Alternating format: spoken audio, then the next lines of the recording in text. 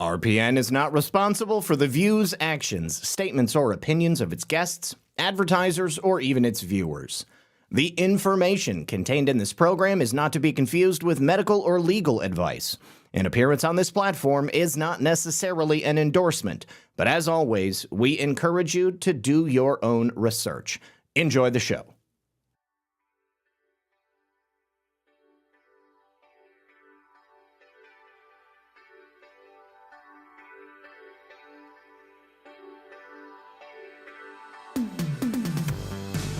Good evening, everyone. And of course, welcome back to another very exciting episode of Red Pill News Live. Hope you guys are having a lovely day. Oh, what's that I see on the thumbnail? The FBI has arrested the January 6th pipe bomber.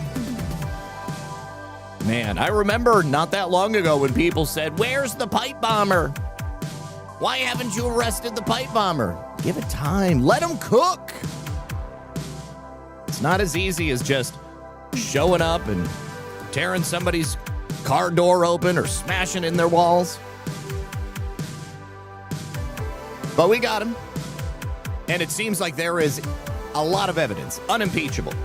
When I first heard about it this morning, I was like, let's see what they have on him. Well, guess what? They've got a lot. They've got plenty. And there is a very specific reason why this individual was not arrested back in 2021 or 2022 or 2023, because it didn't fit the narrative. And that's all our enemies are interested in, controlling the narrative. So if you haven't yet, do me a favor. Hit that like button. Help us out by sharing the show. That would really help. Now, B. Arthur, that's why when I reported that stuff from the Blaze, I said, we're going to have to find out because I can't say for certain. The Blaze was wrong. All right, sit back, relax, and grab your popcorn. We're getting into it right about now. So yes, this should be a cautionary tale to everybody. When that Blaze report came out, I didn't talk about it for, 4 or 5 days. And then even once I went over it, I said, this is what they're saying. The FBI is not commenting. And then not that long after that, Julie Kelly was able to actually speak to one of the individuals who was a person of interest, got some more information. And I said, yeah, it's kind of looking unlikely.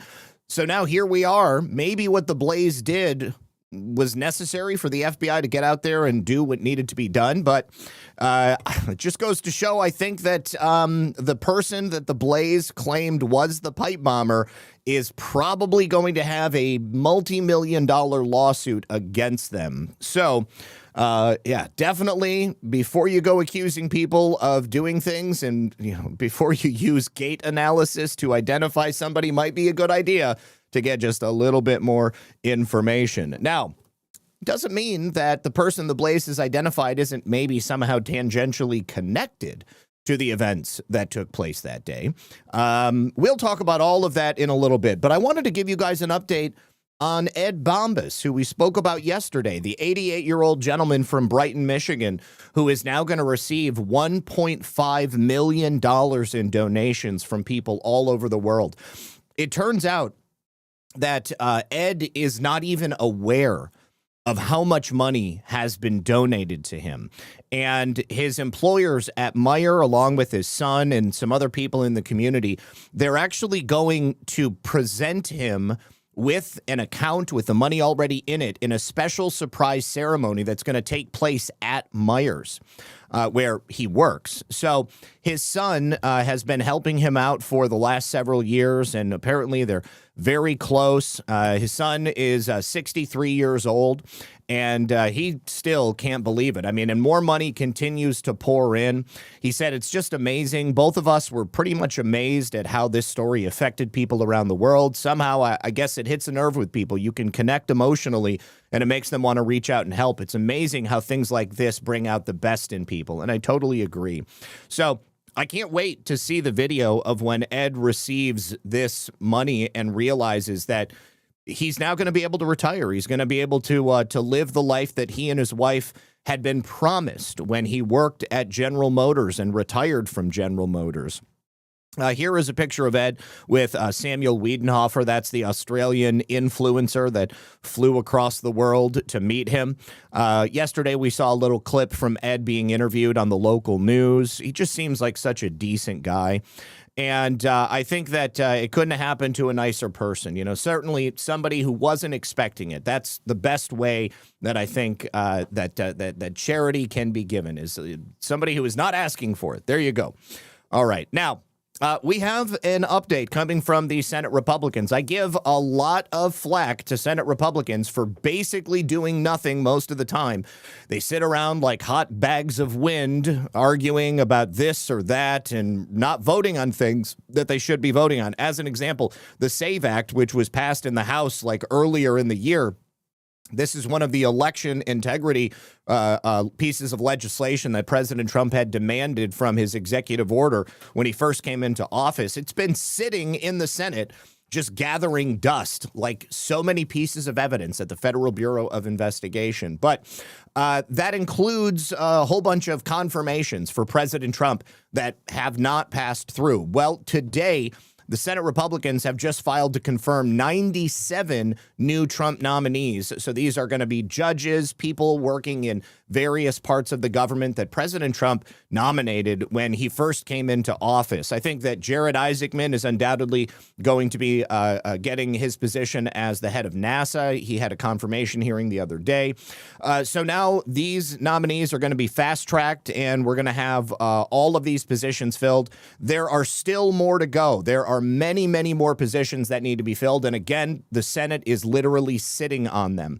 But it sounds like there are a number of other things that they're also going to be fast tracking in bulk just to get them taken care of before 2026. We'll see how that pans out. We will continue to report on that. Now, I also just had a conversation. Oh, and also for anybody who is not aware, on Thursdays from 4 until just before 5, I do a show with my good friend Adel Nero, 412 Productions, over on his channel and on Badlands Media, and sometimes, quite frankly, is there. I'm just kidding, Frank. He couldn't be there today because he has a guest that he was preparing for tonight. He was trying to finish reading a book. So sometimes on Thursdays, I'm going to be just a few minutes late getting the show started, but keep the faith and know that I definitely will be here. If I set the show up, I'm going to show up, and I'm not going to leave you guys hanging. All right. Now, one of the things we just talked about was the situation with the auto pen. President Trump having once again given the final decree that everything signed by Joe Biden's auto pen is effectively null and void and has no enforcement power in law. One of the reasons I think that's going to stick is because through the House Oversight investigation, they were able to determine that literally every single person that surrounded Joe Biden that was using the auto pen had no paper trail. There was no direct connection going back to Joe Biden. There's nothing to show that he even knew what was being signed on his behalf. So that was a usurpation by those aides around Joe Biden in the White House of the executive office of the president. So all of that stuff having been cast aside, I believe that's going to stick. And I don't think that anybody is going to have the balls to come forward and try to challenge this in court, because if they did, they would have to show that Joe Biden had some knowledge, and they simply can't show that. So here is James Comer. He just happened to give an interview with Fox Business earlier where he's speaking about this exact subject, and it just gives us a little bit more background on why all of this is null and void. Never any meetings blocked off for him to discuss these pardons with anyone, with the Biden administration. Come on. There were never any meetings blocked off for him to discuss these pardons with anyone. His emails, there was never any email correspondence between the Department of Justice or between Biden's staff or between Jeff Zients, who was the only one we could ever find, his former chief of staff, who authorized the use and heard directly from Joe Biden, according to Jeff Zients. So there's no record that indicates Joe Biden participated in any way, shape, or form in the decision-making of the thousands of pardons that were issued issued using his auto pen. So it's not necessarily just the use of the auto pen on legal documents, which you're not supposed to do.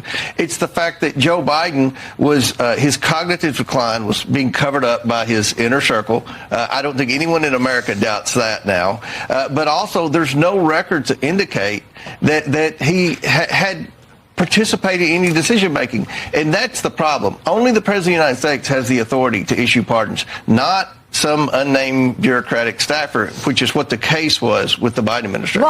So the real test of this will be when the DOJ files charges against people like Adam Schiff, people like Liz Cheney, people like Adam Kinzinger, those who sat on the Unselect Committee for January 6th. Now, if those people want to try to make the case that their pardons are in full force because they were actually signed by the president, they'll have the opportunity to do that. The only problem is they won't be able to. Now, we also have some news coming from the U.S. Court of Appeals. The liberal judge who had blocked President Trump from keeping the National Guard in Washington, D.C., has just had her decision overturned by the U.S. Court of Appeals. So that means that the National Guard is not going anywhere, and we don't have to worry about that. So a series of quick wins for the president and for America. Now, yesterday, I told you about the lawsuit that the RNC had filed against the state of Michigan. Well, we've already got a win in a portion of that lawsuit. The RNC had sued the Secretary of State to make sure that she could not count mail-in ballots that were missing or it had invalid identifying information on them. So if the ballot doesn't match the envelope, or if somebody didn't sign it, if they didn't write the right number on it, that ballot can no longer be counted. So ballot stubs must match the ballot itself. And if the information is incomplete, then the ballot is null and void. So no more counting of incomplete ballots in the state of Michigan. That is a major blow to Jocelyn Benson. In addition to that, yesterday I mentioned the lawsuits that the DOJ had filed against a whole host of Democrat-run states all across the nation. That number is now sitting at 14. So the Civil Rights Division under Harmeet Dillon has been humming along on this issue in the background. She has gone and done a number of interviews with Just the News, a couple of other select podcasts, but by and large, she's been a sleeper agent, okay? She has been operating in stealth behind the scenes. Of course, there was a lot of tete-a-tete back and forth that she had with these states demanding this information, people not responding or people telling her that they're just not going to hand it over, and this is the next logical step. So these lawsuits that were announced yesterday include the new states, Delaware, Maryland, New Mexico, Rhode Island, Vermont, and Washington. All of them have refused to hand over their statewide voter rolls, which is required under federal law. Now, Pam Bondi, even though people have a lot of criticisms for her, she has also taken a tougher posture on election transparency than anybody who came before her, certainly any of the attorney generals that she is replacing. And she is directly calling the stonewalling of these states a threat to clean elections. Accurate voter rolls, Pam says, are the cornerstone of free and fair elections. I would agree with her. Too many states have fallen into a pattern of noncompliance with basic voter roll maintenance, and the Department of Justice will continue filing proactive election integrity litigation until states comply with basic election safeguards. Now, Harmeet Dillon, I think she's a rock star. She has done incredible work so far at the Department of the DOJ's Office of Civil Rights. She has been the most aggressive election integrity enforcement mechanism in Washington, D.C. in the history of the Department of Justice.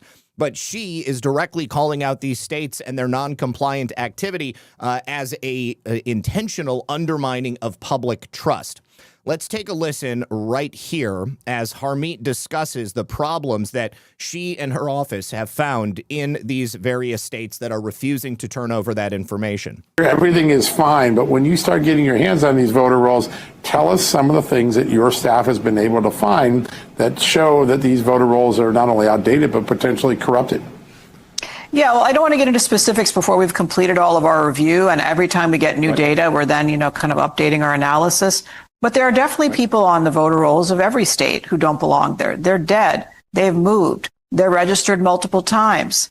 There have been reported instances of people, because of these insecure double or extraneous registrations, going to the polls and having their record voted before they got there. There are clearly people on the voter rolls, including immigrants who are not citizens, and that can include legal immigrants and illegal immigrants, who are on the voter rolls. And some states have become very sloppy and loosey-goosey about how people register, and it's self-certification in most jurisdictions. In California, when you go to renew your license, and every 10 years they make you go to the DMV and do it, they ask you if you want to register to vote. I actually had to call a staffer over to the electronic screen and explain to them that there was no option for me to say, I'm already registered. So I might have gotten registered twice because I had moved since the last time. That's kind of the default. It's a mess. And when you couple that with both the mail-in voting with no excuse absentee balloting and some cockamamie schemes that some politicians have advanced to have telephone voting, this is a scary scenario, and it's going to lead to inaccurate elections and people not having confidence in the outcome of our elections, which is a real civics problem in this country that we need to get past. We're already there. We already know that elections are insecure. We already know that we've had elections that we can't trust. Hold on just a second. And this is actually, I believe... Can do for the... Yes, I believe that this is just another version of that same clip that we just watched. Hold on, let me... Yeah, this is just another... okay, so in here, actually, this is where she says that the problems we see in the election system are on purpose. Is it something that the administration, if it's Democrats or Democrats in states that control voting in their own states, is that stuff that they're going to be able to revert just like they did in 2020? Of course, elections matter and elections have consequences. Of the elections in blue states is no accident. It is on purpose. It is a feature, not a bug. And the goal is to cram as many people on there and make voters who are not particularly engaged, make it easy for someone else to help them fill out their ballot and return it for them when they didn't care enough to do it themselves. And so that is a problem. And we all saw how narrowly we averted H.R. 1 becoming the law in the last election before the turnover of the White House, where Nancy Pelosi was pretty close to getting a national California level standardless voter regime, and that would have been disastrous to election integrity and election confidence. We have other problems with how machine data is handled. You see sloppiness by election officials in many elections in that, and then people don't trust the outcome of these elections. And so we really need to do a much better job here. In the rest of the civilized world, people are able to vote on the same day and get the results in real time that evening, or people use paper ballots and get results quickly. We can do this in this civilized country, but for now, each state will have to come to that conclusion. What we can do at the federal government level is ensure that our federal election laws are observed, and that includes each state's requirement to keep clean voter rolls. That is a fundamental basic, and if we don't have that, then who knows who's voting in our elections, and then no one trusts the outcome. And that is the problem that we are in right now, where no one trusts the outcome of these elections. It is a serious issue, not only because we not only don't trust the elections, but because we know that the election results that we've gotten have resulted in things that we did not want. These states that we're talking about here, this is pretty much every single Democrat state in the nation, and these are also the same types of states that have refused to hand over information to USDA, because that information can be cross-referenced and that information can be checked to ensure that we don't have illegals on the voter rolls and we don't have people on the voter rolls more than once. Now, here are the triad of federal lawsuits, federal laws that are already on the books that require voter roll transparency. These are the laws that Harmeet Dillon will be using to force these states to hand this over. We have the National Voter Registration Act that requires every state to maintain accurate and updated voter rolls and to provide them to the federal government when requested. We also, of course, have the Help America Vote Act, That ensures that states operate modern, secure voter registration systems that cannot be evaluated without federal oversight. If we're not allowed to look at them, then we can't verify that they're in compliance with HAVA. And then, of course, we have the Civil Rights Act of 1960, which is what authorizes the DOJ to come in, to inspect, to make their own copies of the voter registration lists, and quite literally every related election record. There is nothing that the states have the purview to deny the federal government. Now, these are all 14 of the states that are currently being sued by the Department of Justice because they will not hand over this information. This should not be surprising to you. California, Delaware, Maine, Maryland, Michigan, New Hampshire, New Mexico, New York, Oregon, Pennsylvania, Rhode Island, Vermont, and Washington. Now, you'll probably notice there are a couple of states on there that were not states where we definitely had problems during the 2020 election and then even during the 2024 election. Those states have already handed over their information, and so the Department of Justice is already working to scrub those voter rolls and to ensure that every single state are in compliance with those three laws, the Civil Rights Act, the Help America Vote Act, and the National Voter Registration Act. All of this will be done before the 2026 midterm elections. So by removing all of these invalid voters, these ghost voters, these illegal alien voters, these non-naturalized permanent resident voters, the United States government under President Trump is going to ensure that the opportunity to commit fraud is simply not going to exist by the time we get to November. So that should be good news to virtually every single person here. Now, this is an uncorroborated tip that I saw out there on X. Jenna Griswold is allegedly going to be indicted by Pam Bondi under 18 U.S.C. 1519. This is a federal law against destroying or hiding records to interfere with any U.S. government probe or process. Now, we know that Jenna Griswold did this because this is what Jenna Griswold demanded that Tina Peters do, and this is ultimately the reason why they went after Tina Peters legally at the state level. Now, this Tina Peters will be taken into custody if she is indicted, if Jenna Griswold is indicted, because, of course, she would then be under federal whistleblower protection. Now, I don't know where this is coming from. I don't know how someone is putting this together, but I saw it out there. I saw it being shared. And this, in my mind, is something that could reasonably happen.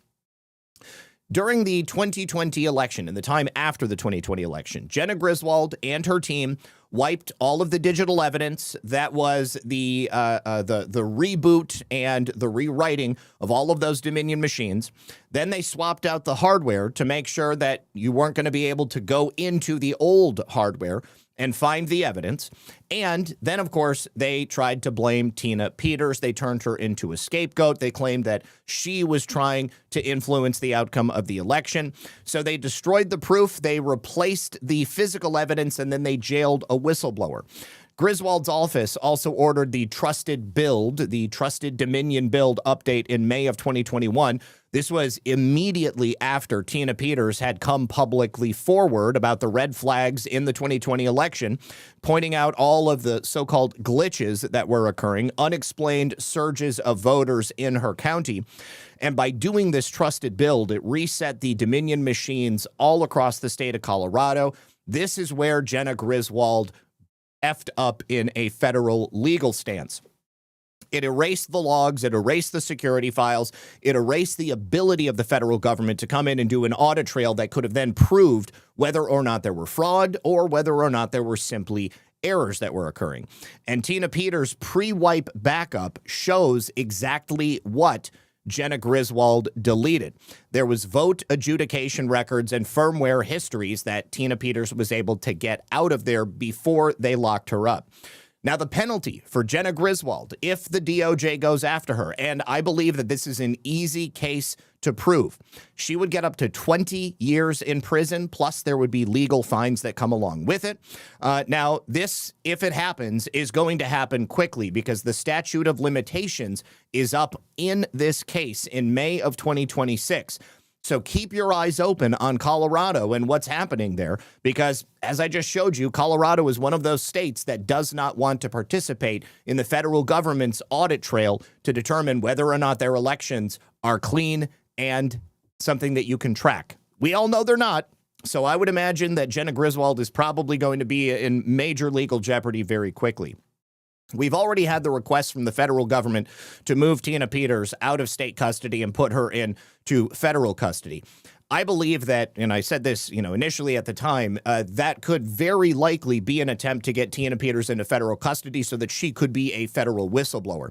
They probably don't want to tip their hand on the fact that they would like to do that, because if they do it and something happens to Tina Peters in the meantime, well, then, of course, they lose their star witness. So here we go. Let's go ahead and watch out for Colorado. Now, let's talk about the latest hoax that we've mentioned in the last couple of days, the war crimes PSYOP. Well, last night on ABC News, it was reported by, what is this woman's name? Martha Raddatz, in a devastating blow to the narrative coming from Mark Kelly and all of these other Democrats, that the story behind this so-called double tap war crime is not the way that it's being reported. In fact, it would appear that what actually happened is after the first strike on this boat, these two men that dove into the water got back into the boat, and they were actually trying to recover the drugs. They were also working to get on a sat phone and to call for backup. This is the point at which the people on the ground made the decision to send another missile in. And so ultimately, there is no war crime. And the fact that it is now being admitted by the mainstream media that has been pushing this war crime PSYOP is, of course, a devastating blow to the people who have been perpetuating this. On top of that, the top Democrat on the House Intelligence Committee, Representative Jim Hines, he's a Democrat of Connecticut, he also, as a result of getting the evidence from the federal government, because they're the ones that would review it, have admitted that these narco-terrorists on this boat that were targeted on September 2nd were in fact bad guys. They were in fact carrying drugs, and there is not, in fact, any war crime that was committed. So Pete Hegseth, President Trump, every man or woman in uniform that was involved in the strike decision is totally blameless. What I saw in that room was one of the most troubling things I've seen in my time in public service. You have two individuals in clear distress, without any means of locomotion, with a destroyed vessel, who are killed by the United States. Any American who sees the video that I saw will see the United States military attacking shipwrecked sailors. Bad guys, but attacking shipwrecked sailors. Now, there's a whole set of contextual items that the Admiral explained. Yes, they were carrying drugs. They were not in the position to continue their mission in any way. And there you go. That's all you need to hear. Yes, they were bad guys. Yes, they were carrying drugs. Yes, they got back into their boat and they attempted to contact somebody else, and they attempted to secure the drugs, which meant that they put themselves back into the fight. If they had continued to flounder in the water and call for help, then they would have been rescued. Unfortunately for them, they walked back out onto the battlefield, and I don't care how distressing it is. It's never fun to watch people getting killed, right? But unfortunately, that is war, and war is hell. Jim Kyle over on Rumble says, give Pam a break. There's so much stuff. Let the Democrats hang themselves. I'm with you, Jim. I'm not one of those people who continually criticizes Pam Bondi. I think that she's doing her job, and I don't have any problem with it. Khaleesi 2020, thank you for the can, says good info. Appreciate you. No thanks, Joe, says thank you, Lisa and Zach. Thank you again for all the hard work you guys do. We truly appreciate it. God bless and stay safe. Thank you for that. Judy the Lady Pug, thank you for the cookie.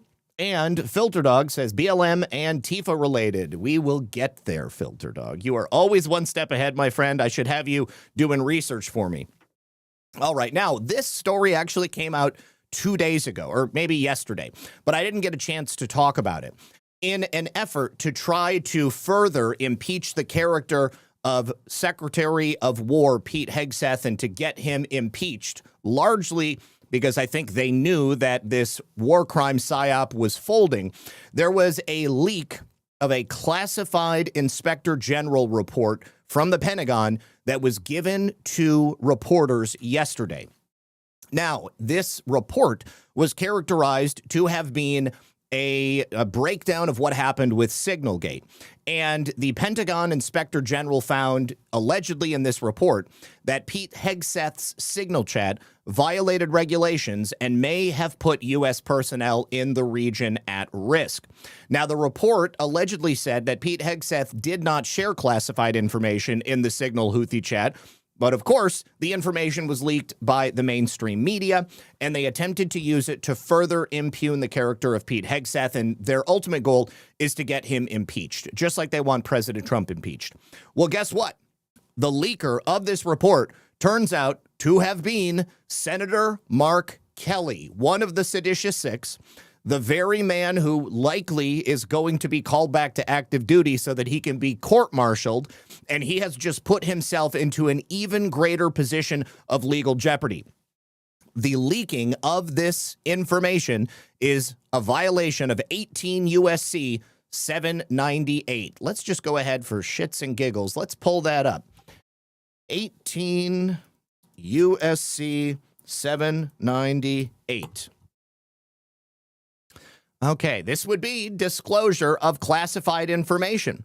Anyone, doesn't matter who you are, doesn't matter if you're a senator, doesn't matter if you are a retired U.S. Navy admiral, anyone who knowingly and willfully communicates, furnishes, transmits, or otherwise makes available to an unauthorized person like a reporter, or publishes or uses in any manner prejudicial to the safety or the interest of the United States for the benefit of any foreign government or to the detriment of the United States, any classified information, and they go into a bunch of different definitions, they are going to put themselves into a major world of hurt.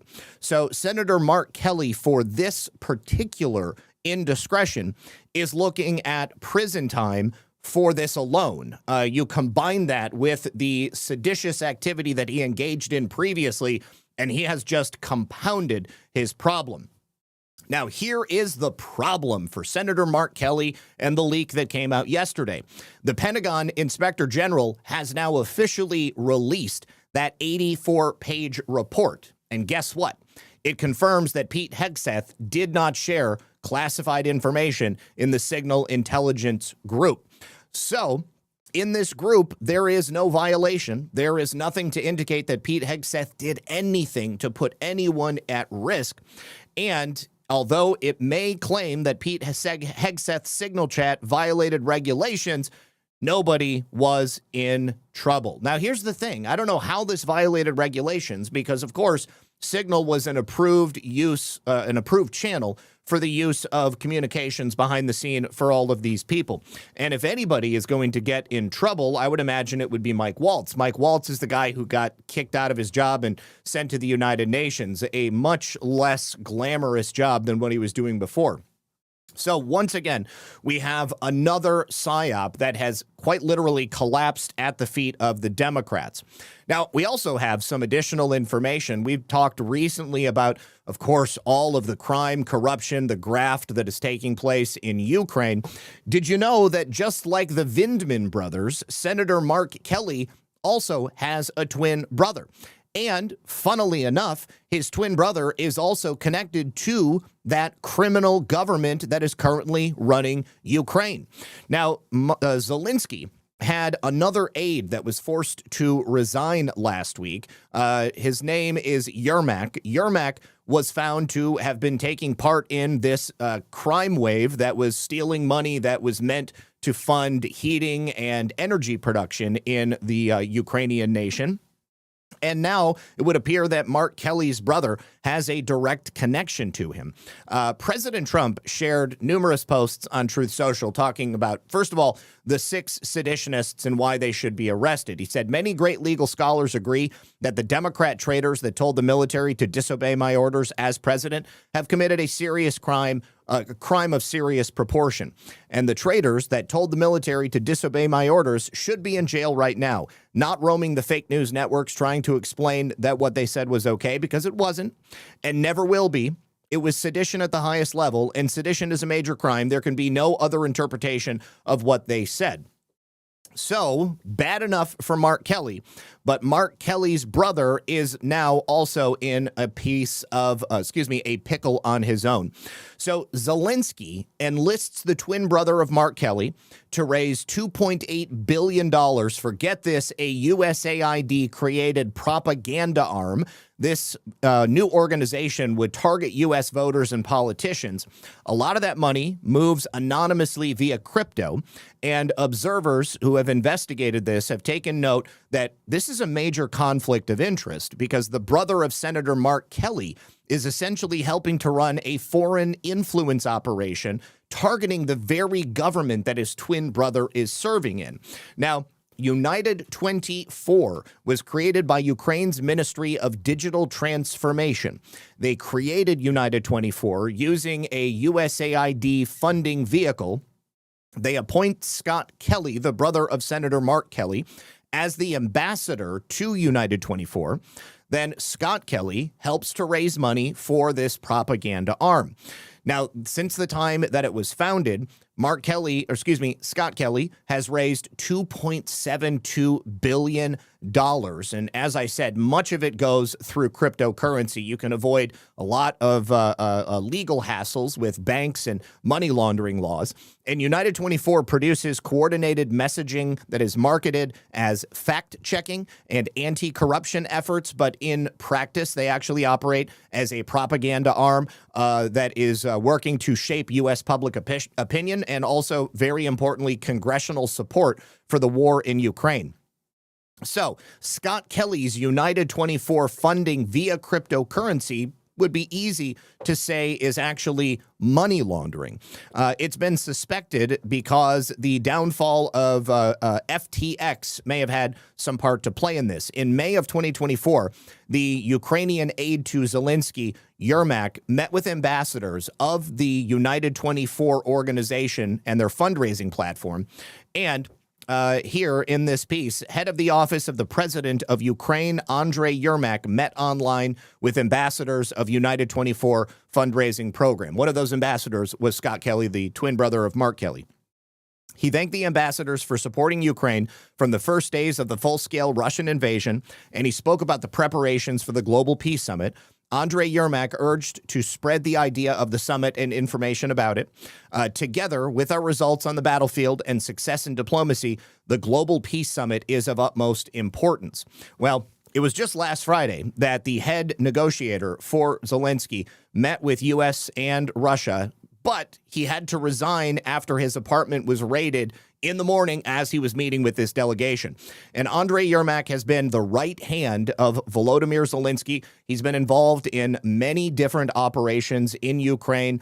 He is essentially, number two to Zelensky. And once again, we have just like 1 degree of separation from Zelensky. You got Zelensky, and then you've got fraud all around him. Pretty much every influential member of Zelensky's government was taking part in the laundering of this money. And you have to ask, how long before we prove that Zelensky himself was overtly taking these funds? We do know that Zelensky has purchased multi-million-dollar homes here in America. We do know that Zelensky seems to perhaps have a problem with a little booger sugar. And obviously, Zelensky has remained in power during the period of the greatest amount of graft and theft of U.S. aid money going into his nation. So Yermak's official role was as the chief of staff to the president. And to many people, he was seen as the second most powerful man in Ukraine.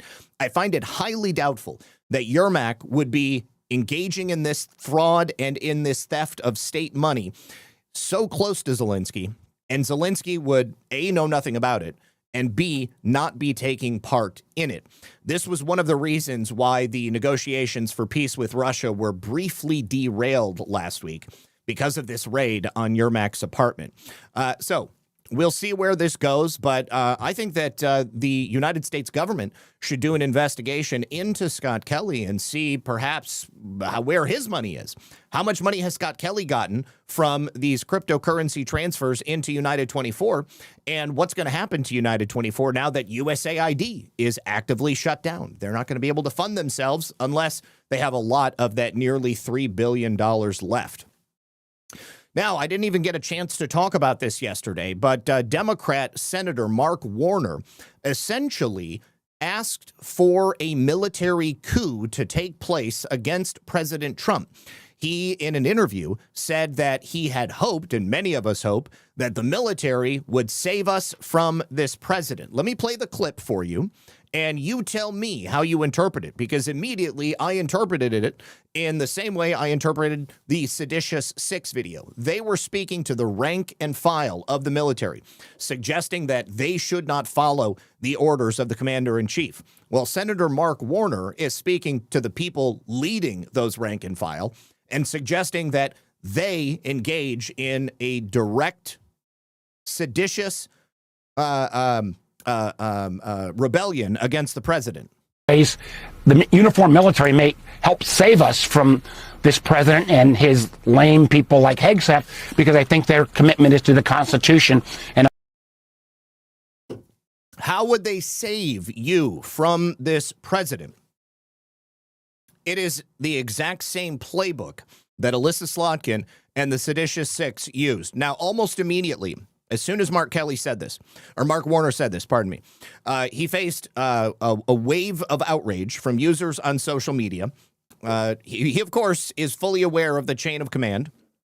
The president is the commander-in-chief of the entire government, definitely runs the armed forces.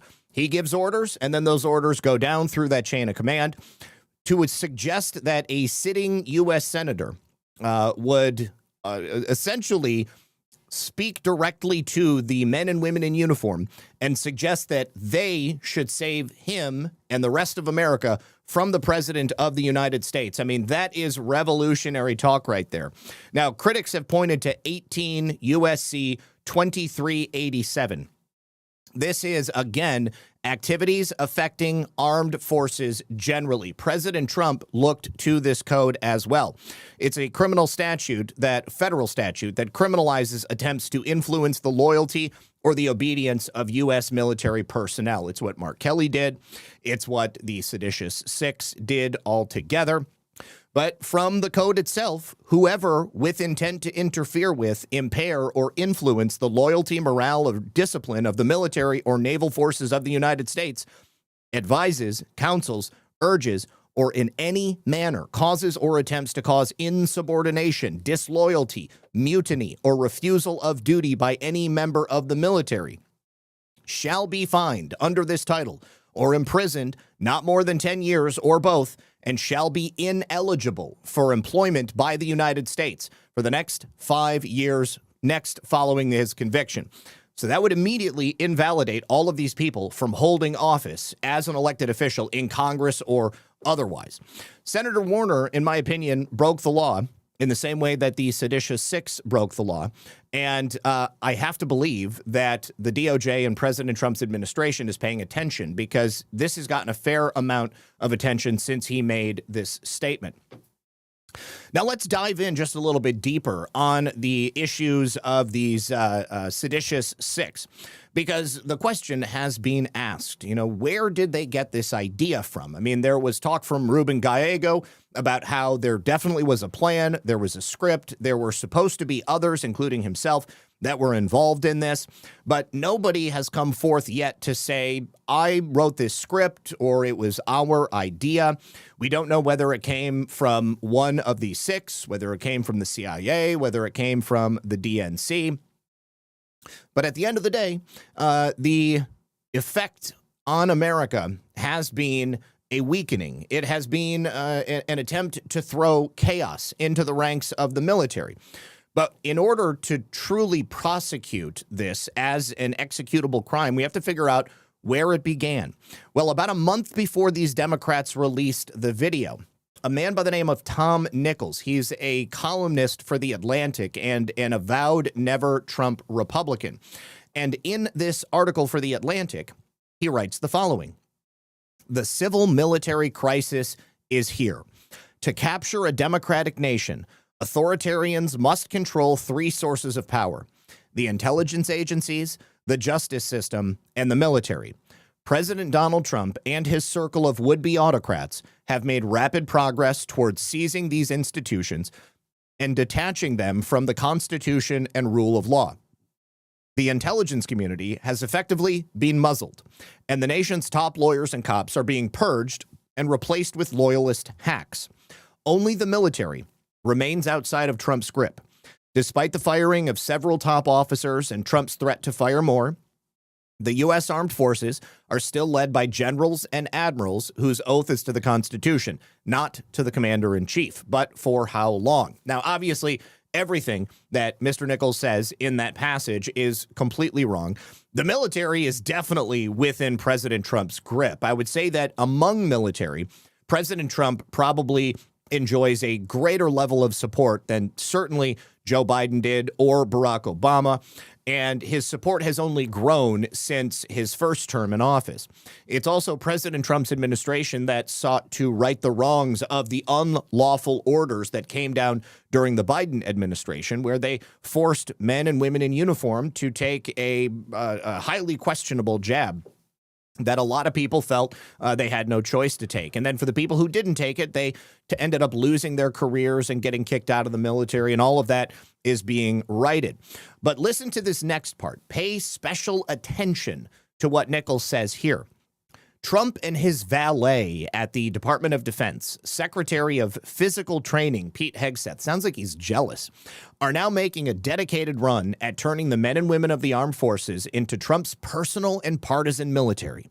In his first term, Trump regularly violated the sacred American tradition of the military's political neutrality, but people around him, including retired and active duty generals such as James Mattis, John Kelly, and Mark Milley, restrained some of his worst impulses. Now, no one is left to stop him. The president learned from his first-term struggles, and this time he has surrounded himself with a cabinet of sycophants and ideologues rather than advisors, especially those at the Pentagon. He has declared war on Chicago. He's called Portland, Oregon, a war zone, and he's referred to his political opponents as the enemy from within. Trump clearly wants to use military power to exert more control over the American people, and soon top U.S. military commanders may have to decide whether they will refuse such orders from the commander-in-chief. The greatest crisis of American civil-military relations in modern history is now underway. Now, it seems to me that this passage directly impacted the statements made by both Mark Warner and the Seditious Six. The similarities to what Mr. Nichols is suggesting here in this article are incredibly familiar when hearing both of those prior statements made by Mark Warner and, of course, the others in that video. And we know that the mainstream media and the intelligence apparatus and the DNC, all of these different agencies and organizations, they're all spokes of the same wheel. And they do tend to work together quite a bit. There is a vast network of people within the federal government at different levels who seek to undermine President Trump and stop him from being successful in everything that he wants to do. Now, on that note, before we continue with the Seditious Six anymore, I'd like to show you guys a video that was released yesterday by James O'Keefe. This is another honeypot undercover investigation, this time showing an NIH contractor, that's the National Institutes of Health, who admits to ripping down and trashing federal portraits of President Trump, J.D. Vance, and others in the administration from inside his Maryland headquarters, or their NIH's Maryland headquarters, where he works. Take a listen, because this is, again, representative of what President Trump and our larger movement are fighting against. James O'Keefe standing in front of the National Institute of Health. This man, Joseph Olmert, works as a contractor for National Institute of Health, and he is bragging on tape about destroying federal property. Remind me, what do you do? So, I work at NIH. So in our building, when you walk into the main lobby, they have these 4 gaudy photos of Trump, JD Vance, RFK, and the head director of NIH that they appointed. And I was just like, man, fuck these guys. And I decided to just rip them off the wall. They were bolted in, and I just peeled them off. And I put them in the trash by the front door. Now this... So this is emblematic of what we're fighting against, because this is perhaps a small effort on this man's behalf, doesn't really affect anything, but the chain of command is clearly disrupted. We've seen this time and time again, and every time O'Keefe Media Group does a new investigation, we learn a little bit more about just how far this truly spreads throughout the federal bureaucracy. Very quickly, let me say thank you to Lee Walden, who says, the Kelly boys dual court-martial. What a shame. Fighter pilots, astronauts, now effing traitors. What a shame how deep this shit goes. Yes, sir. Missy Brash says, more importantly, how much money came back to the warmongers here in the USA? Absolutely. In case that wasn't clear, that is always going to be a part of the money laundering, whether it's going to Ukraine or coming back to the United States. This is a cyclical motion. The money is never ending, it never stops, and there is always a payoff happening somewhere. Filter Dog says, Tampon Tim is a drive-by retard. Yes, he is. All right. Now, in light of Judge James Boasberg's and Judge Deborah Boardman's refusal to participate in their own impeachments, here I have a clip from Mike Davis giving a little bit of background on what Jeb Boasberg's defense is in terms of the actions he took to place that non-disclosure order on the spying that Jack Smith asked for on the senators and the one congressman. It would appear that Judge Boasberg has leaked to the media through one of his intermediaries, because he can't talk and he's certainly not going to show up at the impeachment, that when he placed this non-disclosure order on the senators' phones, he didn't actually know that the numbers were for senators.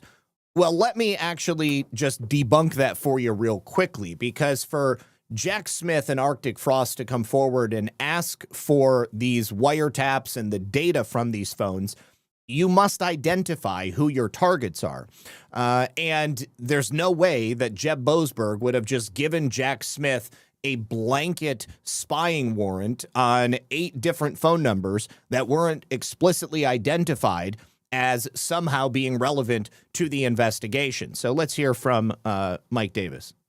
Boasberg in 2023 with Jack Smith and Arctic Frost, who illegally gagged these telephone companies in violation of clear federal statute, which says that if you spy on a Senate office, you have to disclose that to the Senate. And Boasberg put in a gag order saying that Jack Smith can do this and the telephone companies cannot alert the Senate in violation of federal statute. Jeb Boasberg is now leaking out through one of these court officials that, oh, no, I just didn't know that these were senators' phone numbers. Well, why the hell is he authorizing spying and gag orders if he doesn't know who they're spying on, if he doesn't know who he's gagging? I mean, he's clearly not being honest there. Jeb Boasberg. So that will undoubtedly be presented in the course of his impeachment hearing, and the fact that he won't be there to defend himself or his actions or to give rationale as to why he even allowed this spying to happen, all of that adds up to some pretty big negatives for Jeb Boasberg, and I think it increases the likelihood of his impeachment. Now, let's talk about Brian Cole Jr. of Virginia, because first thing this morning, as soon as I woke up, I saw that the FBI and the DOJ had both charged and arrested this man who is now accused of planting these pipe bombs outside of both the RNC and the DNC on late January 5th. Real quick before we do, I have a brief message from our friends over here on Rumble. You guys, you may be asking yourself right now at this holiday time, what do you give someone who already has everything? Well, I've got the answer. You give them the sizzle. Chicago Steak Company. Head to mychicagosteak.com. Use the code SANTA229. We're talking the top 2% of beef in America, USDA prime and premium Angus, hand cut by master butchers, the kind of marbling that hits a screaming hot pan and fills the whole house with that smell. You know exactly what I mean. Right now, if you spend $229 on any holiday order, they will send you 6 free petite ribeyes plus shipping. That's $240 in premium steak for free. In the presentation, these arrive in a gift box packed with dry ice. Opening it feels just like Christmas morning. This isn't another sweater. This is dinner that becomes a memory. So visit mychicagosteak.com and use the promo code SANTA229. Once again, that's SANTA229. Use that QR code on screen, or you can use the link in the chat. Thank you to My Chicago Steak. Okay, now continuing. Brian Cole Jr. has been reported to be a left-wing anarchist, and he is a 30-year-old man. He was arrested this morning in connection with the attempted pipe bombings on January 6th, and it has been said that investigators were looking into his possible connection from some form of anarchist writings or leanings, and that is being widely reported now. Of course, here is a well-publicized picture of now assumed to be Brian Cole in Washington, D.C., late on January 5th, early January 6th.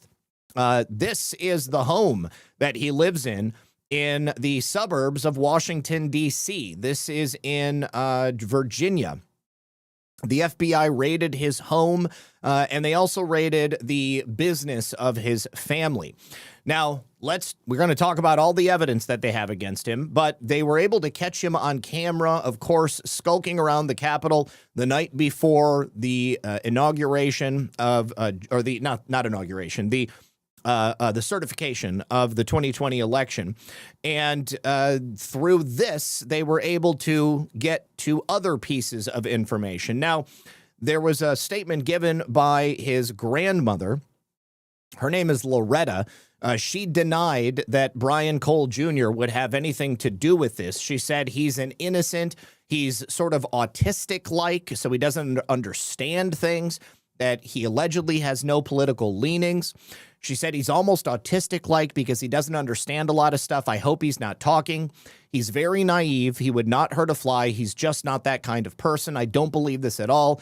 He is not a terrorist. He is known to work at his family's bail bonds company. It's called Brian Cole Bail Bonds. I think there may be a couple of them because I have a few other names as well. And that was also raided by the FBI. She said that her grandson rarely leaves the house. He only goes out to go to the grocery store and to go to work. She said he's just a gentle person. She also said she did not know if he was in D.C. on January 5th or January 6th. She said, I do know that he was doing DoorDash for a while, but he doesn't have any ties to D.C. I don't even know how they included him in this. Well, we now know why they included him in this. Hold on, let me actually open this up to the non-reader version of it. All right, so, of course, this is an investigation that has been going on now for nearly 5 years. It turns out that the evidence which led authorities to Brian Cole was actually collected back in 2021 and 2022 under Christopher Wray's FBI. Now, law enforcement and me are both suggesting that the reason this investigation stalled and why they never actually went to arrest this guy is because the circumstances of who this guy are were not only embarrassing for the FBI, but also do not fit the narrative of who they wanted the January 6th pipe bomber to be. They wanted it to be a Trump supporter. They wanted it to be somebody who is MAGA. Now, from the surveillance footage, all you can tell is that this is a person, right? We've talked about it on the show before. People have suggested it was a woman. That's why many people gravitated towards the story from The Blaze, because they said, okay, well, that makes sense. But Also because of his height. Well, guess what? Brian Cole, is short, just as the person identified on this footage is short. They were also able to connect him to the various pieces of evidence from the pipe bombs themselves and those very specific shoes that they were looking for at the time, well, throughout the entirety of this investigation. So they also used his credit card purchases to directly connect him to the various things that were used in this pipe bombing incident. We have video here, which shows the FBI. Well, that's Ken Delanian. We don't want to look. This is actually kind of interesting. I think that Ken Delanian, who, of course, is connected to the Central Intelligence Agency and John Brennan, was one of the first news outlets to report on this. At this time, they did not use Brian Cole's name. They did, however, say that the FBI believes he had authored these anarchist writings. But then Ken Delanian, of course, also goes into talking about how this has been a right-wing conspiracy theory for a very long time, that this was a leftist, and we'll just have to see where it goes. But here is the footage from above as the FBI is raiding his family home. There were pipe bombs that were planted almost 5 years ago now outside the RNC and DNC headquarters near the U.S. Capitol complex. At the time, no one knew what that was about, both political parties. So would that be political? Someone knew what it was about, and not just Brian Cole Jr. Political. Who knew at this point? Now, all these years later, it'll be 5 years next month. They have picked up a suspect in this. And the house that you see at the center of your screen, and maybe just a little bit to the right, is a car that they're also looking at.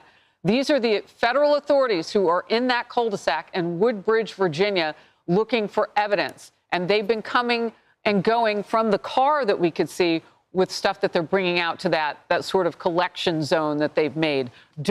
So that car right there must be the one that they're investigating. Know yet what the evacuation order would be for the neighborhood. Haven't been able to gather that kind of information. It's worth getting, as they will. And my guest last hour, Paul Morrow, of course. Now, initially, there's like a Mercedes in the driveway here I saw in one photo, and this is obviously a fairly nice home in the suburbs in Virginia outside of D.C. So, I was like, okay, who is this guy? How is it that he's an anarchist? It's like a champagne socialist. He's driving a Mercedes and he's living in this well-appointed home. But it would appear that he lives with his family because he's 30 years old and his parents and maybe even his grandma lives there. Former NYPD and attorney, Fox News contributor, was saying, look, they may want to talk with other people right there, but right now they're focused on this house. One of the things that we know that they may be looking at or looking for are further evidences or devices, pipe bomb making devices, materials, that sort of thing, making sure that the house is not booby-trapped. So it does not appear that the house was booby-trapped. One thing that's interesting is that Grok, and I don't know if this is true or not, because the feds have released precious little information about Brian Cole's personal life other than what I've already said. However, Grok identifies Brian Cole from Woodbridge, Virginia, as a U.S. Air Force explosives expert. Now, his father is also named Brian Cole, so Grok may be getting this mixed up with Brian Cole Sr. But Bad Kitty Unleashed mentions here this interesting fact, which may have slipped through the cracks over the years. But on January 6th, this woman right here, Captain Emily Rainey, who just so happens to work with the 4th Psychological Operations Group at Fort Bragg with the PSYOPs Division, she led a group of about 100 conservatives. And I don't know if that's 100 conservative service members, 100 people that work at the PSYOPs Division, or if it was just 100 people that she led there. But I did not know that the 4th PSYOPs group was at January 6th. That is highly notable. Now, this is a photo of Brian Cole Sr., Brian Jerome Cole Sr. So then Brian Jerome Cole Jr. would be the person that they arrested today. Now, he also, in addition to the coal bail bonds, he also owns Statewide Bonding Incorporated, and the bail bond companies operate out of multiple states in the area here. His business was also raided. What do you notice first off? This is another reason why they may not have wanted to come forward with the identity of the pipe bomber, because he happens to be a young black man. This is a photograph of Brian J. Cole Jr., the man who is now identified as the alleged pipe bomber from January 6th. Again, a young black man who does not fit the mold of a white supremacist MAGA terrorist seeking to disrupt the election and halt the certification of Joseph Robinette Biden's fraudulent election. So he is black. He's a leftist. He also perhaps may be a supporter of BLM, considering that he is black and a leftist. But here is some more details on the evidence that they were able to find about him. First of all, he is 5'6". The height of the January 6th pipe bomber was estimated between 5'6" and 5'8". He does wear corrective lenses. Obviously, we saw in that picture.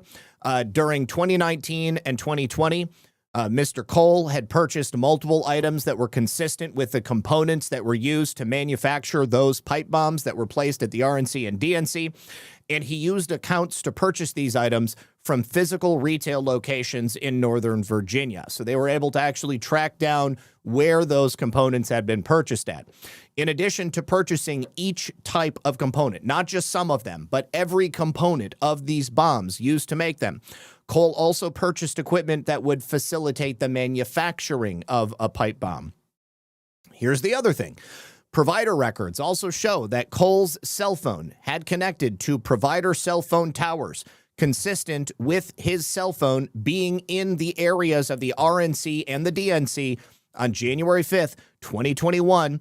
His cell phone engaged in approximately 7 data session transactions with provider towers between 7:39 p.m. and 8:24 p.m.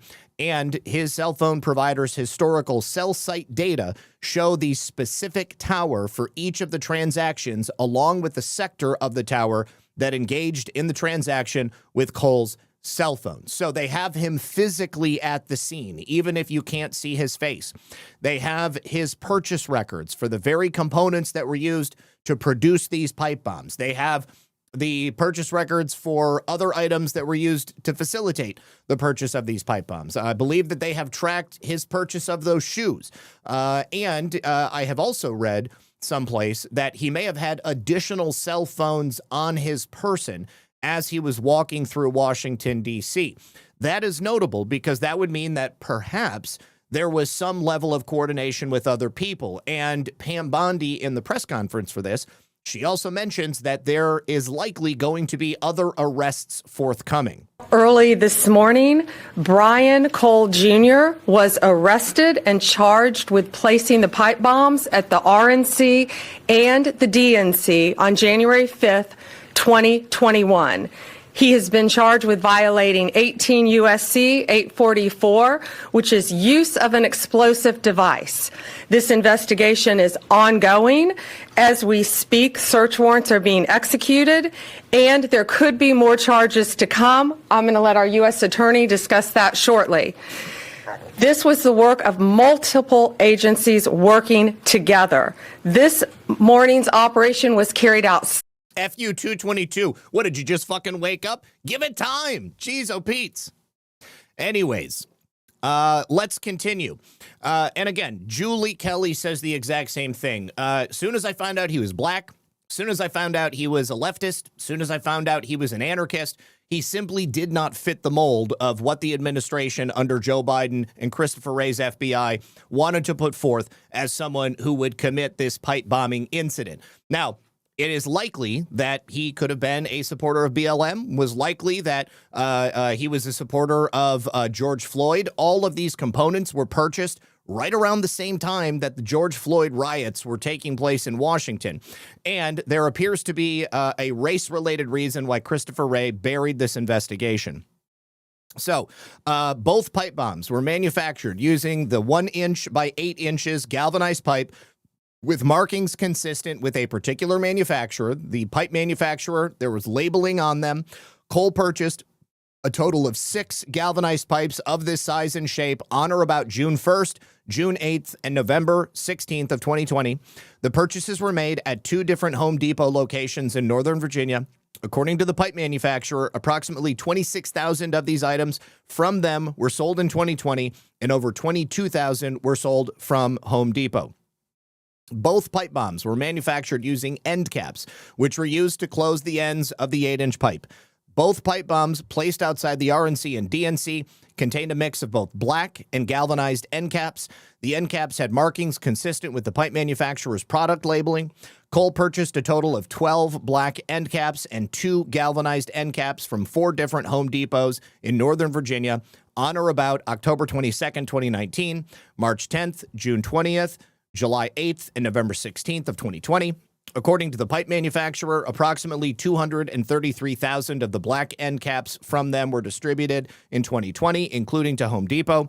In addition, approximately 179,200 galvanized end caps from that same manufacturer were distributed in 2020, again to Home Depot.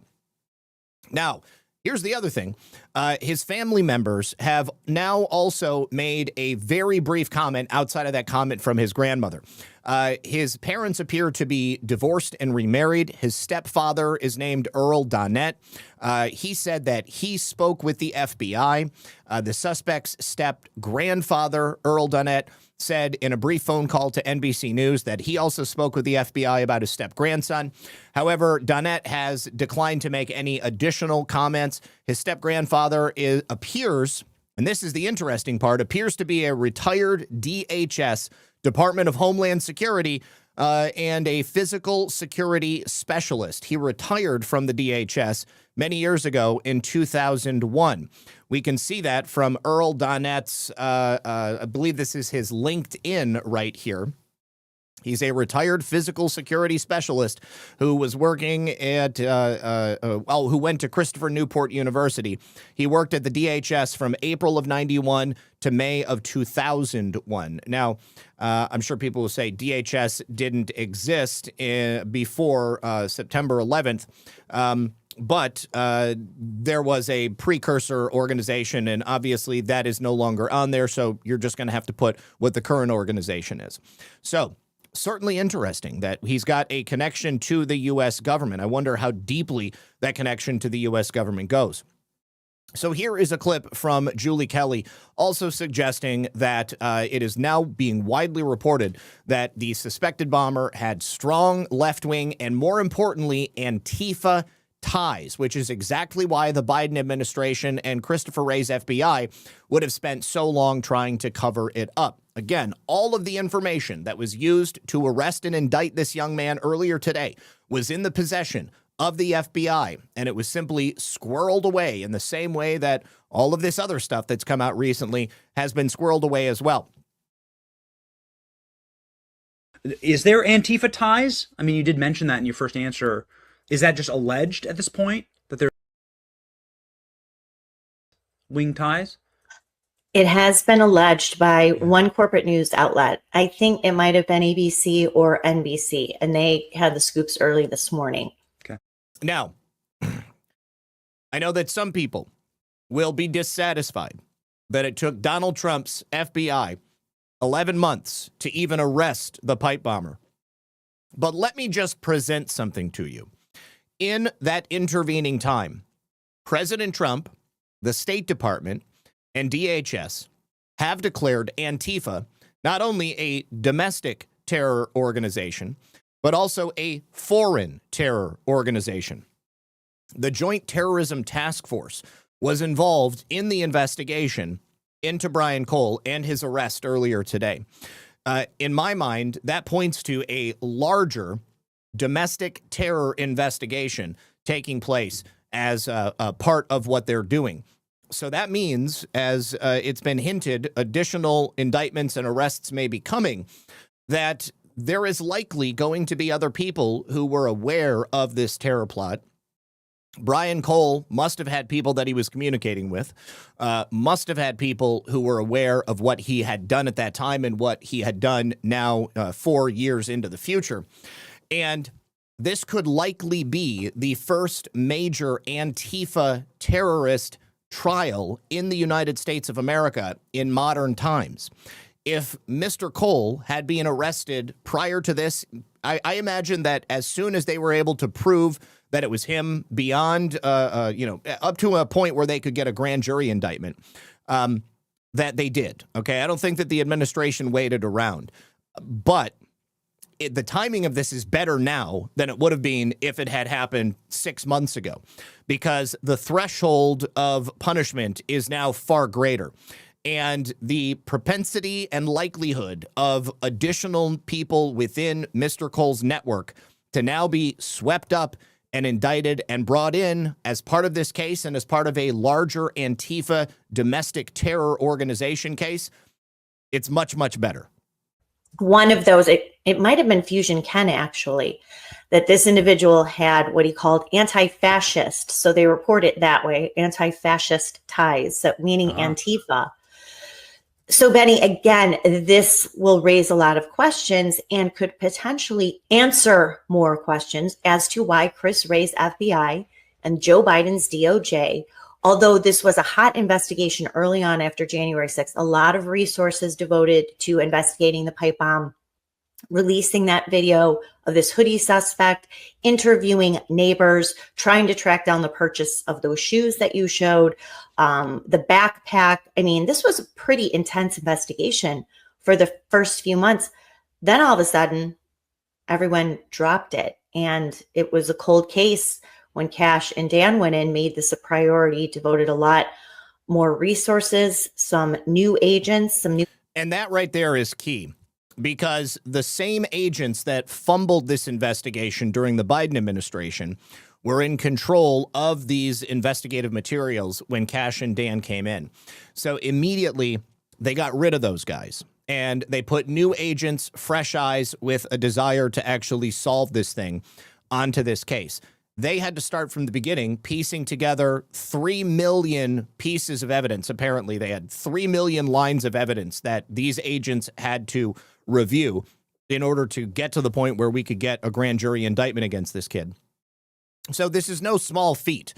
And again, if you're upset about the timing, all I can say is that shit takes time. And I think that the administration is doing a great job in actually bringing a lot of this stuff to a conclusion so that we can move past it and we can make America safer. But more importantly, we've got to be able to prove who else knew about this and who else was involved in this plot, because I don't for a second believe that this guy is some lone wolf. Now, what's really spectacular here, this is a clip from MS Now, also formerly MSDNC, and they openly ask the question, well, why couldn't they figure this out before? One of the sticky issues for the FBI, and we'll be really keen to hear the explanation for this, but one of the sticky issues is that why didn't analysts and investigators at the FBI sort of connect these dots earlier when this person's information was already in evidence the FBI had in hand? Collected in 2021 and 2022. Those agents that did not follow through on this investigation are now going to be exposed and they will be prosecuted in court. And that's not just me saying that. I believe that. But Kash Patel went on Don Jr.'s show earlier today, and he said the exact same thing. He says that the people who covered this up are going to be prosecuted. Now, before we watch this clip, I have another brief message from our friends over at Rumble. You guys always got to be clear. Cryptocurrency is no longer emerging. It's here, and it's here to stay. And this latest move from President Trump cements that reality in the biggest way yet. Trump Media Group just inked a massive $6.4 billion deal with Crypto.com, which is the world's top crypto platform. They're teaming up to scoop up $6.4 billion in Crow. This is the powerhouse token that fuels fast, low-fee DeFi, staking rewards, and real-world perks like cashback on all of your spends to launch America's first Crow treasury. And when it's done, this new company will be the biggest Crow holder out there. If you want in on the action, head to crypto.com today and grab some Crow, and let's make crypto great again. You can use the QR code on screen or the link that you see in the chat. Thank you very much to them. Now, before we watch this clip from Kash Patel promising to bring these agents to justice, let's get a couple of these comments in. First of all, let's see. Soaring Sparrow Rising. This might sound silly, but I feel a sense of grief and disappointment at how many tarnished and even corrupt heroes have fallen. It's hard for kids to find heroes these days. I don't think that that is silly at all. And, you know, it is very unfortunate. And it's something that I came to terms with personally a long time ago. But yeah, it is good to remember that the people that you look up to are not infallible. And unfortunately, oftentimes people become corrupted with the more power that they get. So it's simply best to always just keep in mind that the people that you may look up to are not perfect, and you should not put too much emphasis on who they present themselves to be. Also, Lee Walden says, I've got to ask, who buys bomb-making materials with a credit card? Retards, I suppose. Eden's Refugee says, I feel like we've heard the leftist, autistic, multiple phones, excess funds available narrative before, but where? Yes, it seems like the easiest way to get somebody to do something. Going right back to Butler. Now that they've done the pipe bomber, let's do Butler, guys. Painter Lady 26 says, thanks, Zach, for doing all the work and bringing the receipts. Painter Lady, thank you so much for that generous $50 rant. I really appreciate it. And the new Prue. Someone should put a video together that shows the media blaming Trump supporters for pipe bomber alongside the video of his arrest. The media's lies would be on full display. I agree with you. I absolutely agree with you. All right. Filter Dog, the Supreme Court allows Texas to use newly redrawn congressional map. Yay. That's great news. Doodah Man, the best evening news, hands down. Where we go one, we go all. Peace. Peace to you as well, brother. Thank you so much. Filter Dog says, did Wray cover it up because of the racial issues? I think because of the racial issues. I think because of the leftist issues. I think because of the anarchist Antifa issues. The entirety of the Biden administration was deflection on the idea of Antifa as an organization or even a group of people with an ideological commonality. It's quite clear that it's real. It's quite clear that it's a real problem, and it's quite clear that they have infiltrated the government. So let's take a listen to Kash and hear about how we're going to get these people in fucking jail. Pardon me, in jail.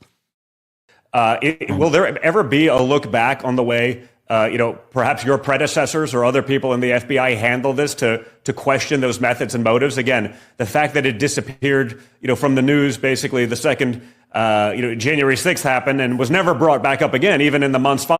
Cry harder, Dan. Following, it seems odd. And I mean, it seems like something that people would want answers to.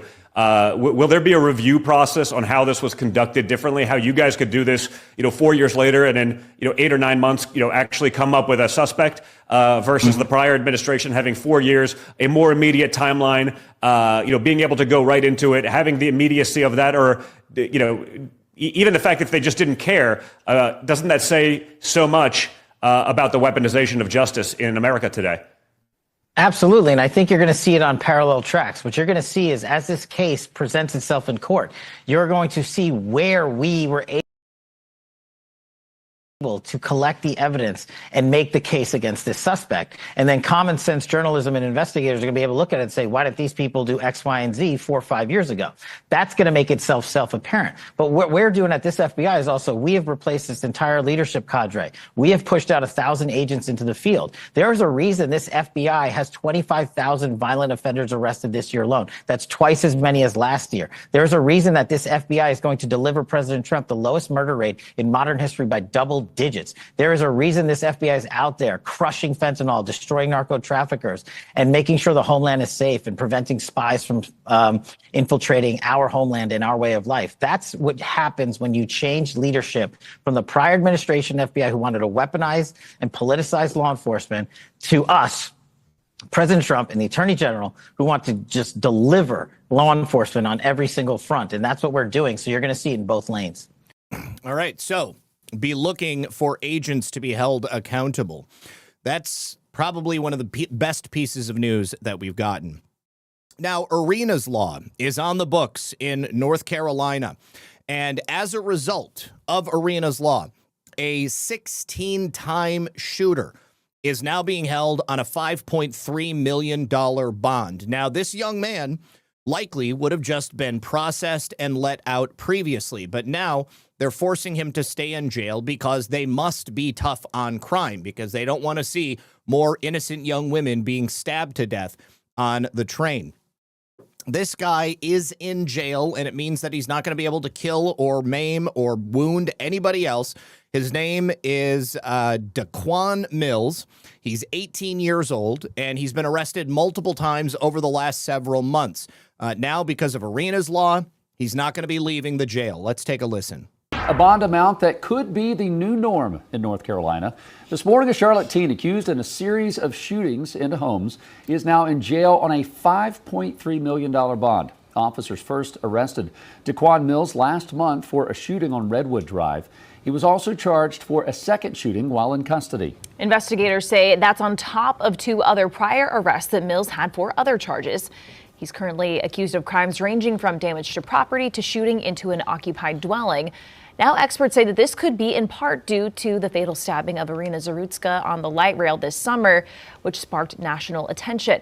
The statewide anti-crime bill dubbed Arena's Law went into effect on Monday. Our chief legal analyst, Conley Rhodes, is joining us here. So when you see $5.3 million in terms of bond, that's a shocking number to some people. Where is bond normally set for something like this, and how may the law impact this? Well, the best part about our statute in North Carolina is there is no normal part of what bonds should be set at. When I first took over at the Chief Magistrate in Mecklenburg County, on the wall for each individual charge, there was an itemized amount. Right. Assault on a female, $25,000. You know, some type of robbery charge, $100,000. It didn't take into account, you know, your history. It didn't take into account the actual weight of the evidence, the nature of the charge. It just said this charge, this amount, don't do any thinking, hit the button and go. Well, the problem with that is our statute requires just a little bit more than that. It requires an actual assessment of a person's prior history, an assessment of their ability to come to court, their ability to commit a crime, specifically a new violent crime. And when you're making that determination, even at the magistrate level, you have to make it on an individual assessment. And so there is no normal range. But what I can tell you is this is outside of any typical range, any type of range that I've seen in the past. These are type of numbers that you normally would see with homicide cases, not with shooting in an occupied dwelling. But I mean, I'd have to see this entire package to know why. You know, I recognize it. Well, as I told you, even though he's 18 years old, he is a career criminal already. And now that they've passed Arena's law, it's not just that people need to be held accountable, bonds need to be set realistically. If people are likely to reoffend, that has to be taken into account. Judges can now be held accountable if they allow someone like this young man to leave jail with no bond or a low bond, and he goes out to reoffend. And God forbid he kills someone, he does some serious damage, maybe paralyzes someone, kidnaps, a whole range of things that might be taking place. But of course, now those judges don't want to be held accountable, and they're going to set bonds in the millions of dollars, meaning that likely this guy is not going to be able to get out. Even at 10%, I don't think this guy is going to have enough collateral. He's not going to have property that he can put up to be able to get a bond. He's going to have to remain in jail until he goes to trial and we see what's going to happen with him. That is good news, and this is the kind of thing that we need to do all around the country. Now, talk about taking the mask off. Right here, this is a writer for the New York Times. His name is Wajahat Ali. He is also a columnist for the Daily Beast. And he's recently put out this video on social media, essentially as a racist screed against white people. He is a Pakistani Muslim. His parents came to the United States in 1965, and apparently he doesn't appreciate the opportunity that the United States has afforded to him or his parents or many other people who have fled less than desirable circumstances to come to the United States of America and to, best case scenario, integrate themselves into the fabric of American life. No, he sees his family's entry into the United States as proof that white Americans' days are numbered. Take a listen to what he says, and let's talk about how it makes you feel. You have lost. You lost. The mistake that you made is you let us in the first place. See, that's the thing with brown people. And I'm going to say this as a brown person. There's a lot of us. Like a lot. There's like 1.2 billion in India. There's more than 200 million in Pakistan. There's like 170 million in Bangladesh. Those are just the people there. I'm even talking about the folks who are expats or immigrants. There's a bunch of us. And we breed. We're a breeding people. And the problem is you let us in 1965. There were a few of us beforehand. But once you let one of us in, you know what happens with brown folks? Our grandmother comes, our grandfather comes, our uncle comes, our aunt comes, our cousin comes, our second cousin comes, our third cousin comes. Then we have kids, a bunch of kids. And then guess what? Some white women, you know, the Western civilization women, the pure women, the American women, quote unquote, the Rust Belt women, the real women, they like some of us brown folks. We don't take them. They come to us. So we're embedded. We are everywhere. We are everywhere. I've traveled this country. I'm going to speak as a brown person. Brown people are everywhere. There will be a Patel Motel or there will be a Desi restaurant everywhere. I want you to realize this. You have lost. Your story is a shitty story filled with misery. It's filled with bland chicken. It's filled with terrible, terrible dry ass meat. Your music sucks. All your culture sucks. Nobody. That's why the kids like listen to black people and their music. That's why the kids love Latinos. Your parties suck because they're monochromatic. Our parties have better food, better music, better looking women. Guess what? We've got the recipes. We also created Western civilization, and everything that affords you a wonderful life here in the United States is largely due to Western culture, which the people of Europe brought here with them. There's a reason why they had successfully created civilizations that lasted for centuries.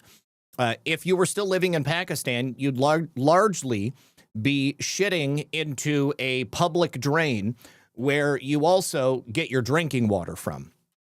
What he described there is chain migration, and chain migration is no longer going to be a thing here in the United States. Now, he said the quiet part out loud. We let them in. That was the mistake that was made. We let them in. Well, I'll be the first to tell you that's no more. That's not going to be happening anymore. Let's take a deeper look at the memo that went out yesterday for USCIS, which is U.S. Citizenship and Immigration Services. We've got the hold on immigration coming from the shithole countries that he was describing there.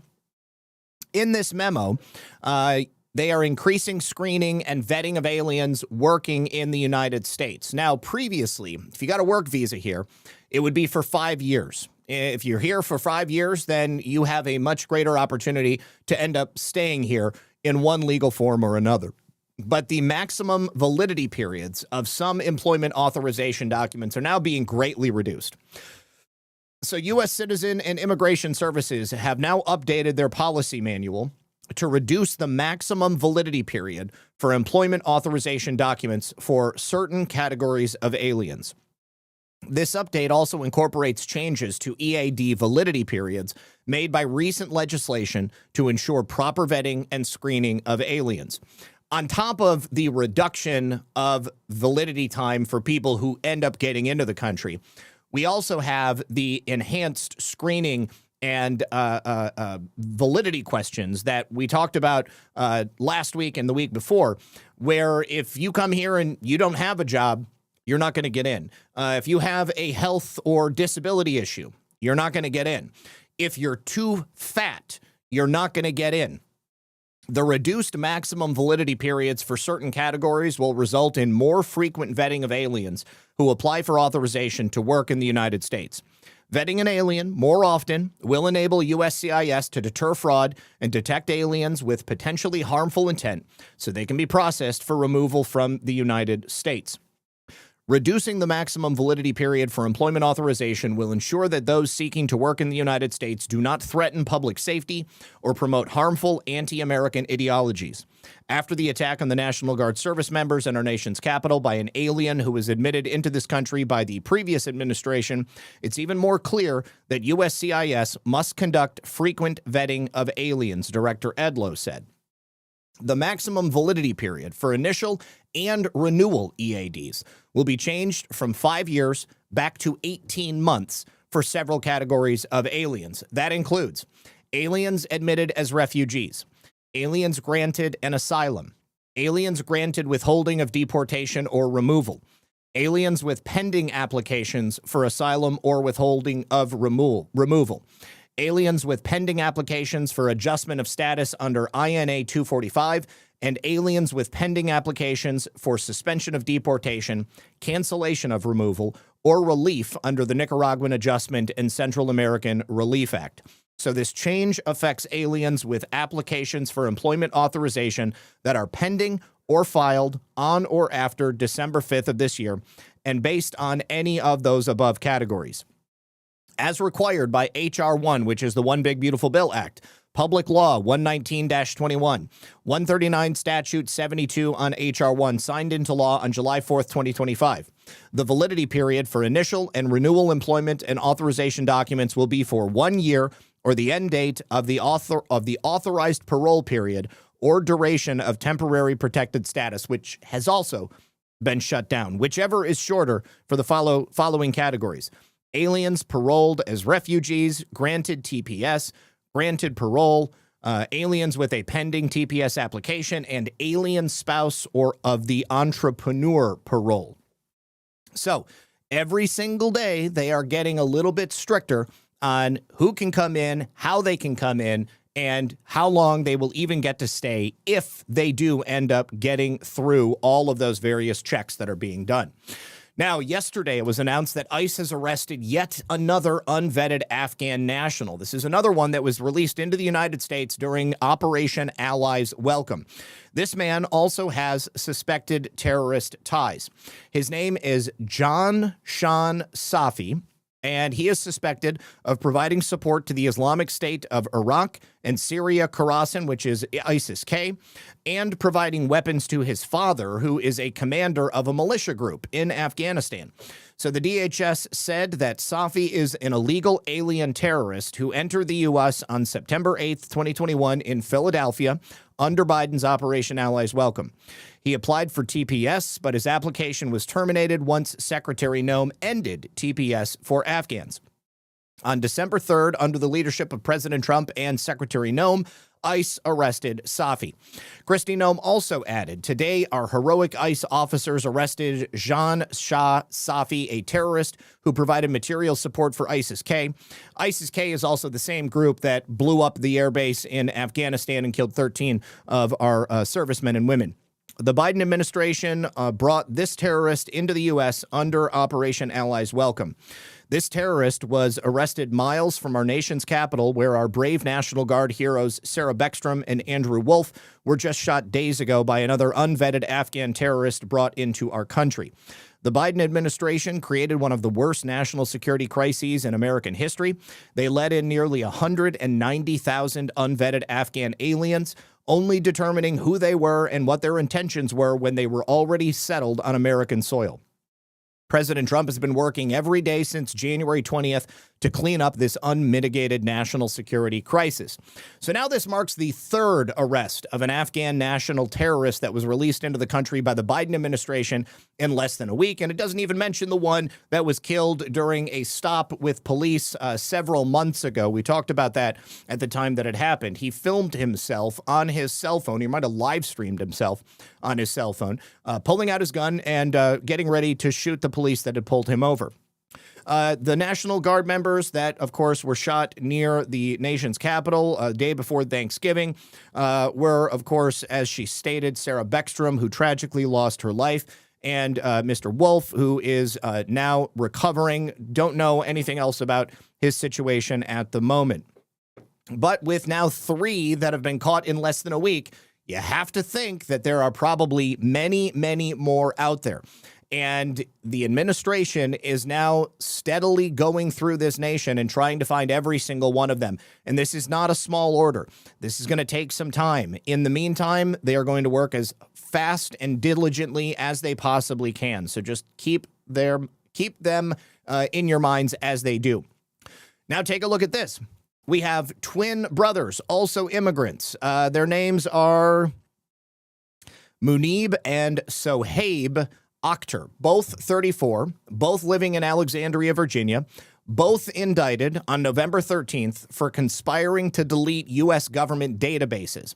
Both of these men were working as federal contractors. Now, they deleted approximately 96 databases storing U.S. government information. 1 minute after deleting a DHS database, Munib asked an artificial intelligence program how to clear system logs following the deletion of databases. So there is ample evidence to show that these two Virginia men did this. They abused their positions as federal contractors to attack government databases and steal sensitive government information. Their actions jeopardized the security of government systems and disrupted agencies' abilities to serve the American people. The malicious and intentional criminal actions allegedly committed by these defendants in this case undermine the ability of the United States to serve our citizens effectively and transparently, Lindsay Halligan, U.S. Attorney Lindsay Halligan for the Eastern District of Virginia said. Now, I don't know what her status is in terms of indicting Letitia James and James Comey again, but I think we're going to find out very soon. This office will hold accountable anyone who abuses the trust placed in them to safeguard vital government information, and we will prosecute those who deliberately compromise our government infrastructure. Destroying government records and data is unlawful and can jeopardize public safety and the integrity of agency operations, the Federal Deposit Insurance Corporation Inspector General Jennifer Fain said. Such misuse and exploitation by government contractors will not be tolerated. We will continue to work with our law enforcement partners to investigate allegations of wrongdoing that pose a threat to federal agency programs and operations and services that they provide to the American people. Federal contractors who abuse their positions will be held accountable for their actions, the DHS said. The actions of these individuals, Munib and Sohaib, are threats to our national security. The Office of the Inspector General remains committed to working with law enforcement to continue to bring perpetrators to justice. So, these are the details.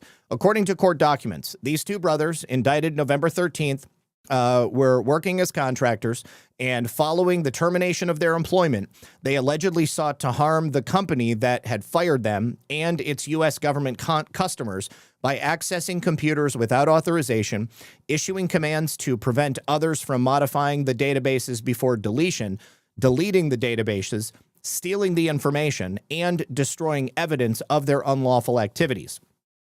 So the indictment alleges that on or before February 18th, Munib deleted approximately 96 databases with stored government information. Many of these databases contain records and documents related to Freedom of Information Act matters that were administered by the federal government departments and agencies, as well as sensitive investigative files of federal government components. Court documents further allege that approximately 1 minute after the deletion of the DHS database, Munib asked an artificial intelligence tool how to clear the system logs following his deletion. Now, according to the indictment, the brothers also discussed cleaning out their house in anticipation of a law enforcement search. Company laptops used by both men were wiped clean before they were returned to the federal contractor.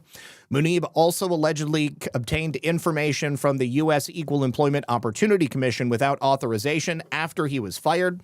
He is further alleged to have stolen copies of IRS information stored on virtual machines, including federal tax information and other identifying information of at least 450 individuals. Now, that information could be used to potentially steal people's identities, and they could go back to their home country and set up a scam call center and then see how much money they could steal after that. It also alleges that Sohaib is accused of trafficking in a password that could access a computer used by and for the government of the United States. Munib is charged with conspiracy to commit computer fraud and destroy records, 2 counts of computer fraud, theft of U.S. government records, 2 counts of aggravated identity theft, His brother is charged with conspiracy to commit computer fraud and to destroy records and computer fraud, password trafficking. If convicted, Munib faces a mandatory minimum penalty of 2 years in prison for each aggravated identity theft count and a maximum penalty of 45 years in prison on the remaining charge. So he's never getting out of prison if convicted at the highest level. If convicted, Sohaib faces a maximum penalty of 6 years in prison. Well, I hope that they get exactly what they deserve. Now, let's take a look at what's happening down in New Orleans with Operation Catahoula Crunch. It would appear that our friend Commander Greg Bovino is a rock star. As he's walking down the streets of New Orleans, people are swarming him, absolutely loving that he's there on the streets, and people are taking selfies with him. Look at this. You've got people on the streets asking for selfies and asking him to pose with them. Oh, I need to refresh. Now, the agents did get some heckling, but there were shouts of support as well and people who wanted to stop and take selfies, particularly with Chief Bovino. I'm an immigrant. I'm from South Africa. I came here legally, in the legal way, in terms of my legal visa, and I did everything by the book. Good for you. DHS released mugshots of some of the people arrested so far as part of Operation Catahoula Crunch. The crimes include everything from battery to domestic violence and child endangerment. Unlike Chicago, what we did not see are the big crowds form up and riot control measures used like gas, things of that nature. And the big difference seems to be cooperation from local authorities. Now, the agent. And obviously, the people of New Orleans understand the dangers of having violent, illegal, criminal aliens on their streets, perpetrating all manner of crimes and putting themselves and their families in a position of dire risk. Now, another big problem that I'm sure people in New Orleans have with what their leaders have done is the fact that they have a sanctuary city situation. Catahoula Crunch is being operated by the Department of Homeland Security. Again, they have said that there are as many as 80,000 criminal illegal aliens living in the New Orleans area with final orders of deportation. DHS is currently deploying roughly 250 Border Patrol agents with an internal goal of arresting about 5,000 people across Louisiana and Mississippi. The operation is specifically targeting offenders who were released from local custody rather than being transferred to federal agents due to New Orleans restrictions on cooperation with immigration. The Orleans Parish Jail has long operated under a consent decree policy that barred jailers from honoring ICE detainer requests in most cases, meaning individuals suspected of immigration violations were released at the end of their local custody rather than being transferred to federal authorities. The policy was sweeping. Unless a suspect faced charges for crimes like murder, rape, or kidnapping, the jail would not hold them past their release time, and they certainly wouldn't tell ICE about it.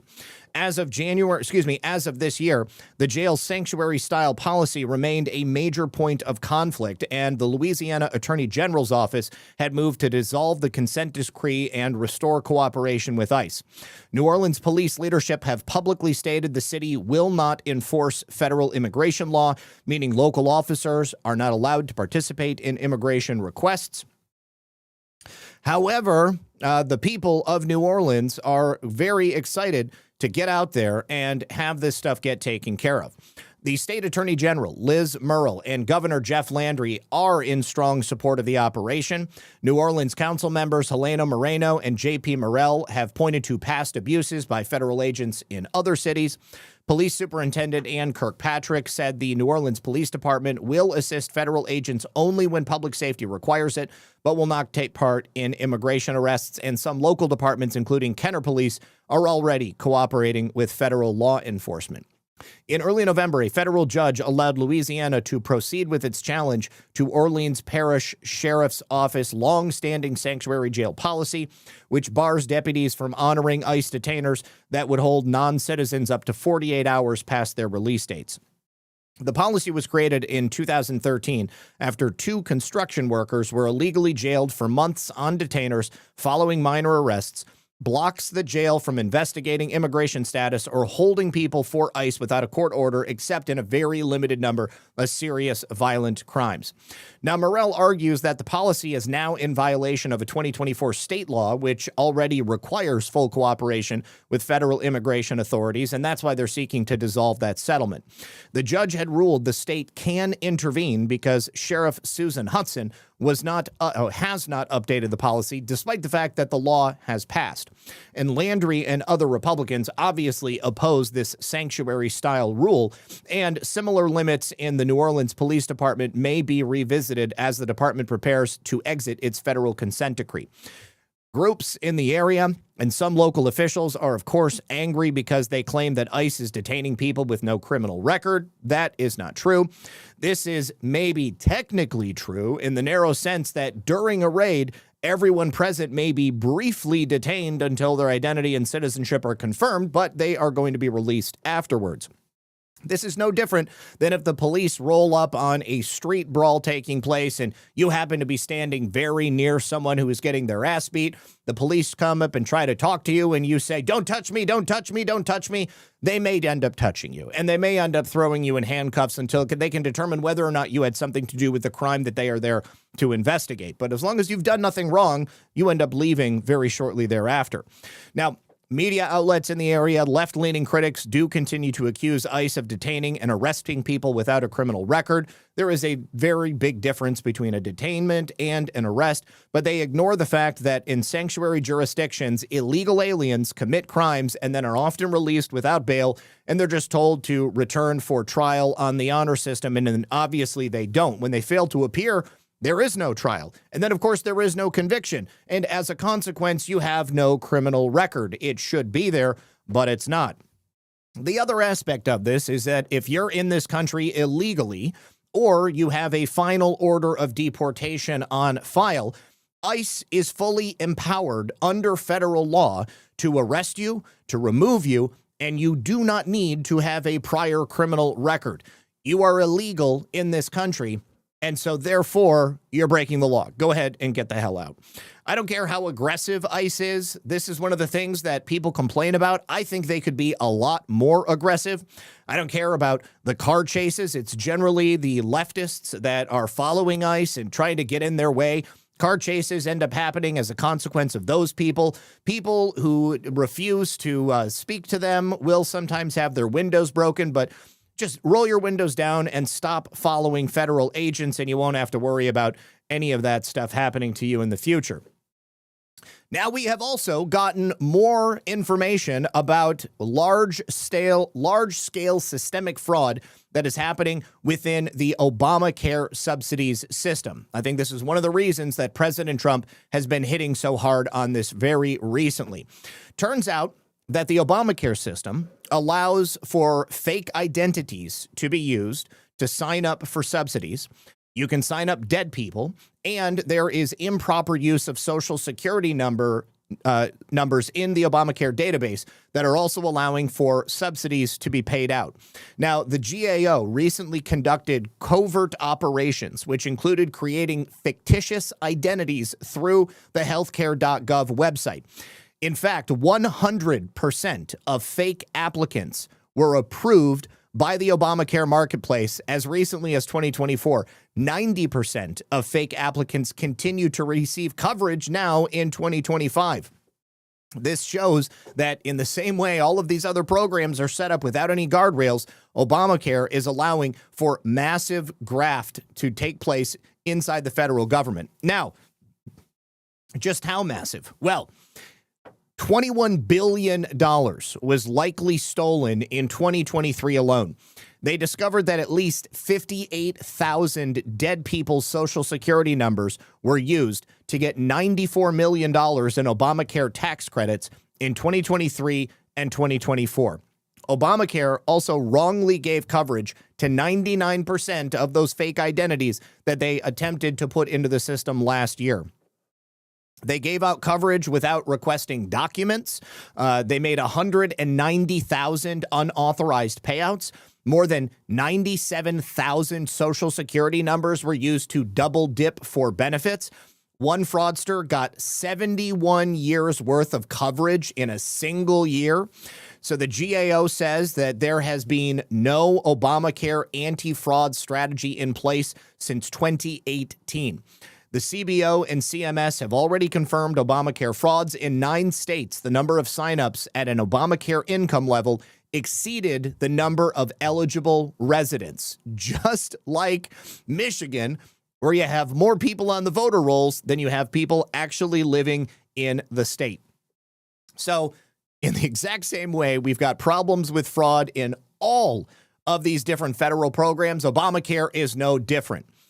Now, another source of massive fraud is clearly the NGO pipeline. Representative Tim Burchett has now formally asked President Trump to cut off NGO funding at in its entirety at the root so that they can figure out where all this money is actually going. Now, he has also, as we reported yesterday, requested to become the chair of the DOJ committee now that Marjorie Taylor Greene is leaving. And Tim Burchett, in my opinion, is probably the best person to get to the bottom of this. He says, "Dear Mr. President, thank you for your continued friendship and your efforts to save our country. I write today to express my deep concern regarding the U.S. government's funding of non-governmental organizations. As you know, NGOs often receive federal funding to fill gaps in areas where government action falls short. In practice, these organizations misuse taxpayer dollars in ways that undermine U.S. national security.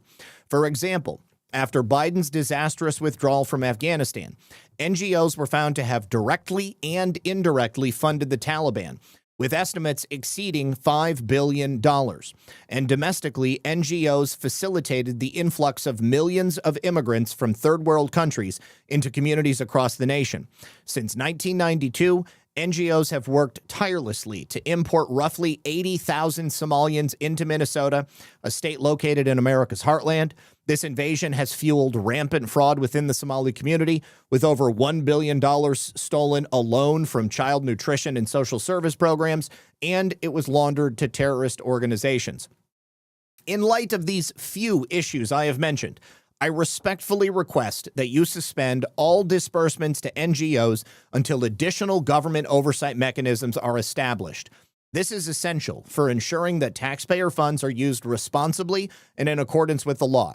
Thank you for your attention to this matter." I love that he signed off with that. Now, again, Tim Burchett has been so open and honest about the amount of fraud and waste that goes on in the federal government. DJT is mass posting. Oh, okay. I'll go take a look at it. So I think that this letter is not going to fall on deaf ears.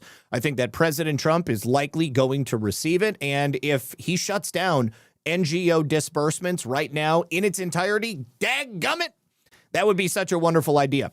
All right. So Lisa just alerted me that President Trump is mass posting right now. So let's go to Truth Social real fast. And let's take a look. Okay, so what? Oh, okay, I'm going to have to go back a little bit further so that we can get some, context for all of these posts. Jeez, oh, Pete's, he really is. Oh, I think that he's posted the clip that I'm going to play next. Yeah. All right. Well, listen, let me play this because he's posted this multiple times. Stephen Miller. We're going to talk about Minnesota next. I felt like it was the best place to talk about all the fraud since these NGO funds that Tim Burchett mentions. Take a listen to Stephen Miller. It's been recently said by people like Ilhan Omar that Somalians built America. Bullshit. We've achieved everything we have as a country, and somehow, over 250 years, we've gotten where we are today. And we've done it all without the help of Somali refugees, which is really a testament. It's a testament to our skill as Americans. And we have that segment coming right up. Thank you, Stephen Miller. We don't need Somalian refugees to be here. We don't need them. They need us. They need the United States of America. Otherwise, they wouldn't be trying to come here. But you see, the problem is that they come here with the intention of ripping off the United States, ripping off taxpayers, and essentially stealing as much as they possibly can. Wow, he really is on a tear. Holy shit. All right, so we are 7 hours back now. Let me go to the most recent post He endorsed a couple of people. 18 minutes ago, Netanyahu submits request to President Herzog for pardon. Request a pardon for President Isaac Herzog. I don't know who that is. Isaac Herzog, is he an Israeli or something?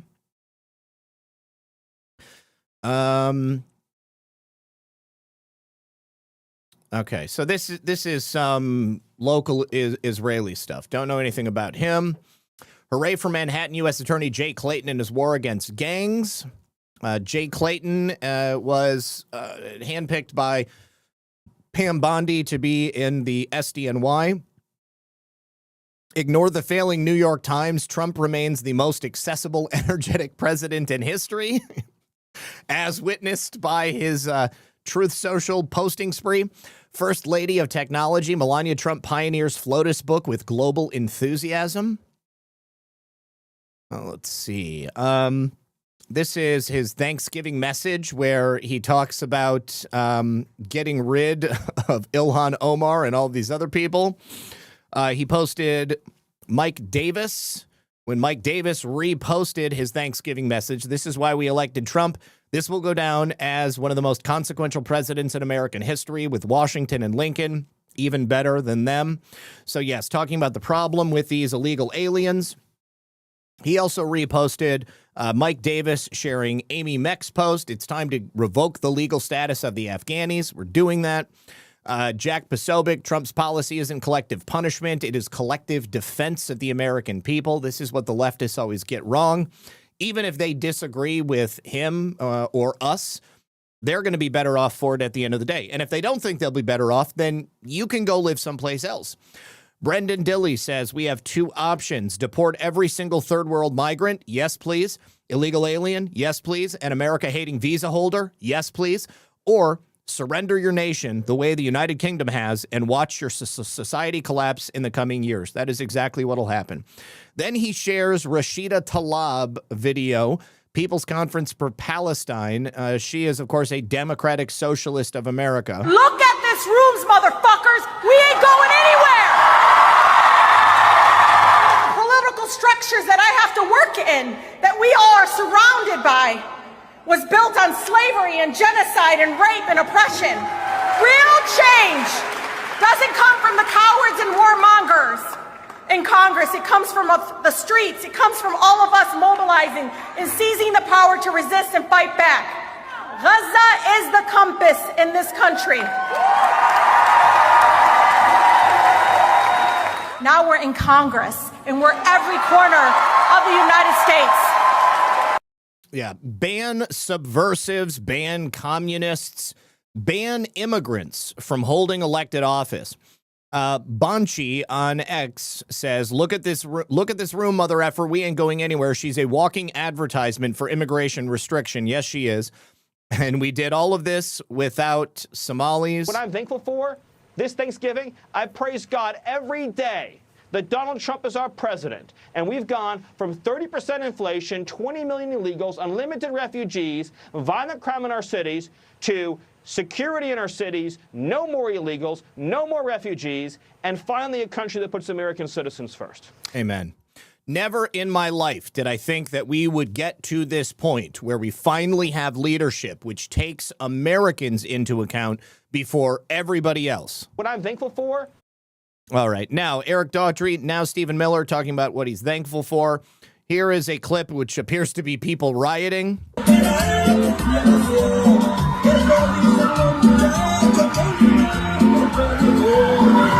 Street takeover.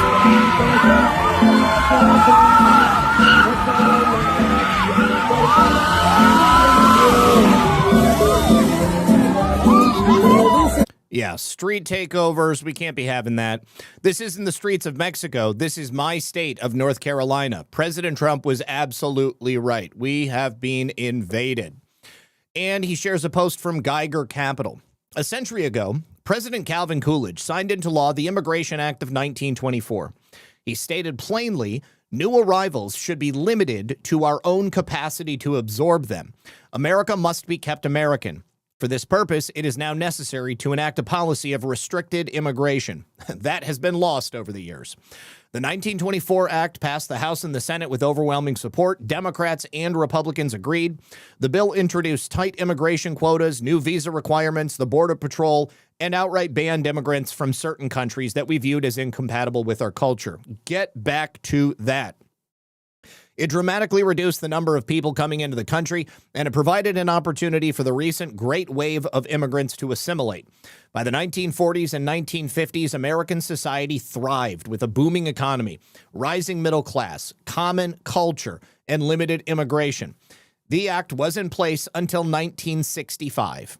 Since then, we have experienced decades of historic immigration, both legal and illegal. Today, we have higher levels of foreign-born than the early 1900s by both raw numbers and percentage of population. This mass immigration has also included vastly different cultures that mostly Europeans than the mostly Europeans we accepted then. It's obvious that we need to once again make a national policy shift, and it should be bipartisan. It's time for another immigration act. The only problem is we are not going to be able to pass a bipartisan, newly crafted immigration act because the Democrats want all of these people to come here. They are perfectly happy with the idea of replacing American citizens. They simply want votes and bodies that they can control. And they want to destroy this constitutional republic so that they can build a communist hellhole in its place. Here we have a post from Christopher Rufo talking about the transfer of American taxpayer dollars into known terrorist group Al-Shabaab. Edward Hamilton says, absolutely bonkers story about Somalian immigrant communities in Minnesota overdiagnosing their own kids with autism so that they can funnel billions of Medicaid dollars back to terror cells in Somalia. He says, in the good old days, long before Reverend Al Sharpton had massive stomach surgery, he would do anything to be with me. But he has to be faithful to the radical left in order to keep his job as a television commentator for NBC. Also in this group is the great James Brown. Knew them all, the good, the bad, and the ugly. And he has this report from Fox News. My day hitting golf balls at the driving range with Trump revealed the real difference between the presidents. I think we all know the kind of man that President Trump is. We also have this post right here of President Trump with Andy Warhol. Donald Trump talks with Andy Warhol as he holds the bridle of a polo pony, November 4th, 1983. Trump was often seen at Studio 54, the infamous New York celebrity club, Mytho-MAGA. I love that. I'm going to follow them. And then here again, he shares the same photograph of President Trump with prominent black figures of the early 80s and 90s. All right, now, back to Minneapolis. ICE agents are now conducting knock raids on doors, door to door, in the Somali community looking for specific individuals. Of course, they're going to be difficult to find because these people are tribal. They are not going to give up the people who are their family or their friends. Let's take a listen and see how it's starting out. Oh, I'm going to have to refresh. So now Minnesota facing intense scrutiny over a series of alleged multi-million-dollar fraud schemes. You've got state and federal Republicans demanding answers from the Democratic Governor Tim Walz. And now ICE is ramping up operations in the Twin Cities as well. And Garrett Tenney watching that for us. And where are we now? Garrett, good morning to you. Yeah, Bill, good morning to you. Federal agents are now on the ground in the Twin Cities, focusing on the Somali community and anyone who is in the country illegally. We know they have been stopping some folks out on the street asking for their IDs, also going door to door looking for specific individuals. All of this, as you mentioned, comes after those massive fraud schemes in Minnesota that involved mostly folks from the Somali community, fraudulently charging the state more than $1 billion for social services that were never performed. When Congresswoman Ilhan Omar, who's become the face of the Somali community in Minnesota, was asked why the fraud got so out of control, she said this. I think what happened is that, when you have these kind of new programs that are designed to help people, you're oftentimes relying on third parties to be able to facilitate. And I just think that a lot of the COVID programs that were set up, they were set up so quickly that a lot of the guardrails did not get created. Yeah, it has nothing to do with the culture of Somali society or the tribal nature of the world in which they live. Let's take a look at some individual instances of Somali fraudsters. First of all, Minneapolis City Councilman Jamal Osman. He says it's racist to mention the Somali community when talking about the fraud. What he forgets is that he pushed to keep Feeding Our Futures payments going, and he called it racist to cut them off. Now, here's the other part. His wife's nonprofit had to be shut down in civil court for being a fraudulent shell company, and a dormant nonprofit they founded together was signed over to two individuals who immediately went on to commit $13 million in food fraud. Take a listen to local councilman Jamal Osman. And yes, folks have done, horrible things, and people have committed crimes, but we should not be pointing the entire community in one brush. I heard that MDE took this step to really stop feeding the kids in the middle of pandemic. My office had to do something. In the video, Osman tells the room how he arranged a call with the MDE commissioner about their attempts to stop new meal sites. But I'm one of those people that push back and call it what it is, which is racist tactics. I told her this money is actually from the federal. Your job is to distribute fairly to the communities that deserve. At the time he delivered this speech, Osman's wife, Ilo Amba, was in the middle of claiming to run a meal site of her own in this small office in downtown Minneapolis that the Minnesota Attorney General in this civil complaint calls a fraudulent shell company.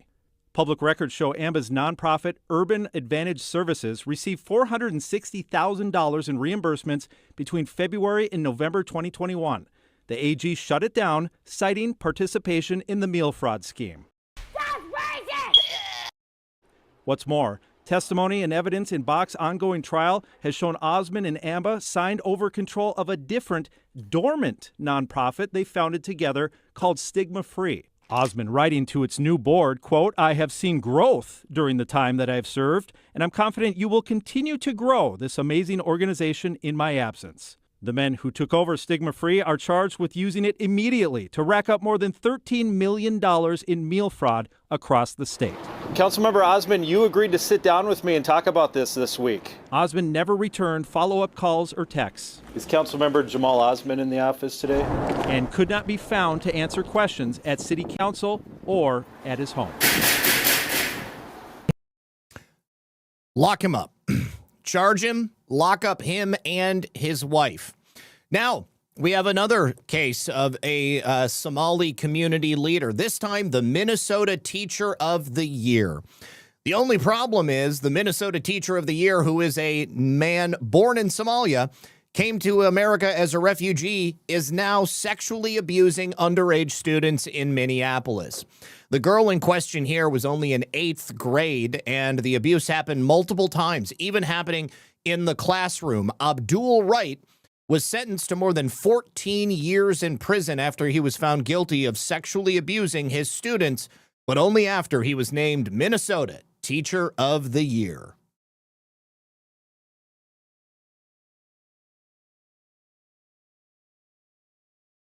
The former Minnesota Teacher of the Year, Abdul Wright, was sentenced to more than 14 years in prison after he was found guilty of abusing a child when she was his student. The 39-year-old is a former Harvard Best Academy teacher and was named Teacher of the Year back in 2016, and that's around the time the victim said the abuse began.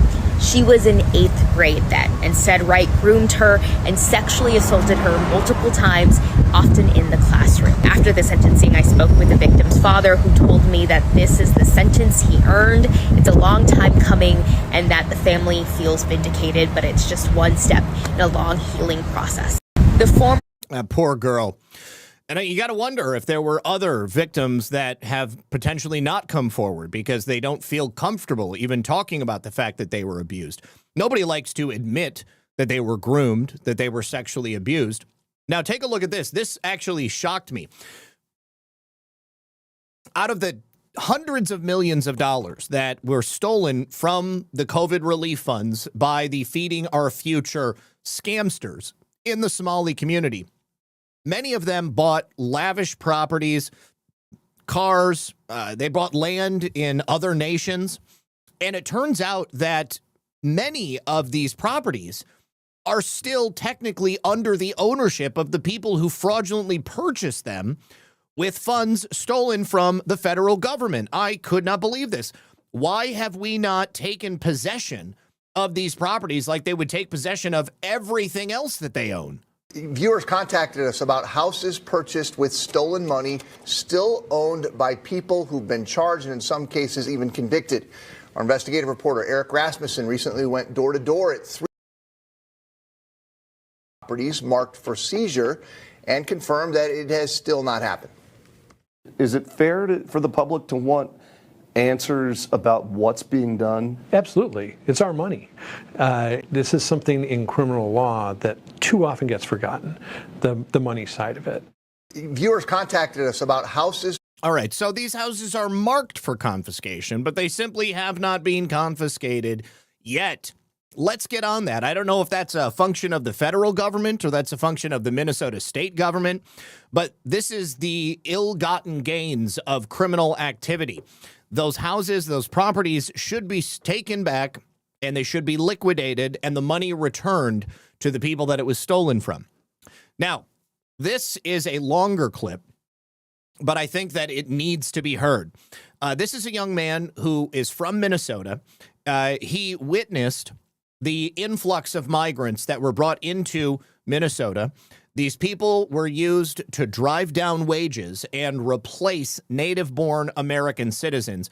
And when they came to America, as you probably expect, they did not assimilate in even the most basic of ways. I've often said that when you bring third world peoples into a first world nation, that first world nation becomes a third world nation very quickly. People who don't know how to use basic hygiene tools such as modern plumbing and toilets, they will often end up relieving themselves wherever the hell they want. I've seen that my former home state of Minnesota is currently in the news due to Trump and the Somalian issue. I worked in a major food production that supplies the United States and Canada with food. I watched as they brought Somalians in, and they began to urinate and defecate wherever they please within this food production facility plant. We had to put up signs explaining how to use the bathroom correctly, but yet it was never corrected. If you've got people that are urinating and defecating openly in a food production facility, why in the hell are they not being fired?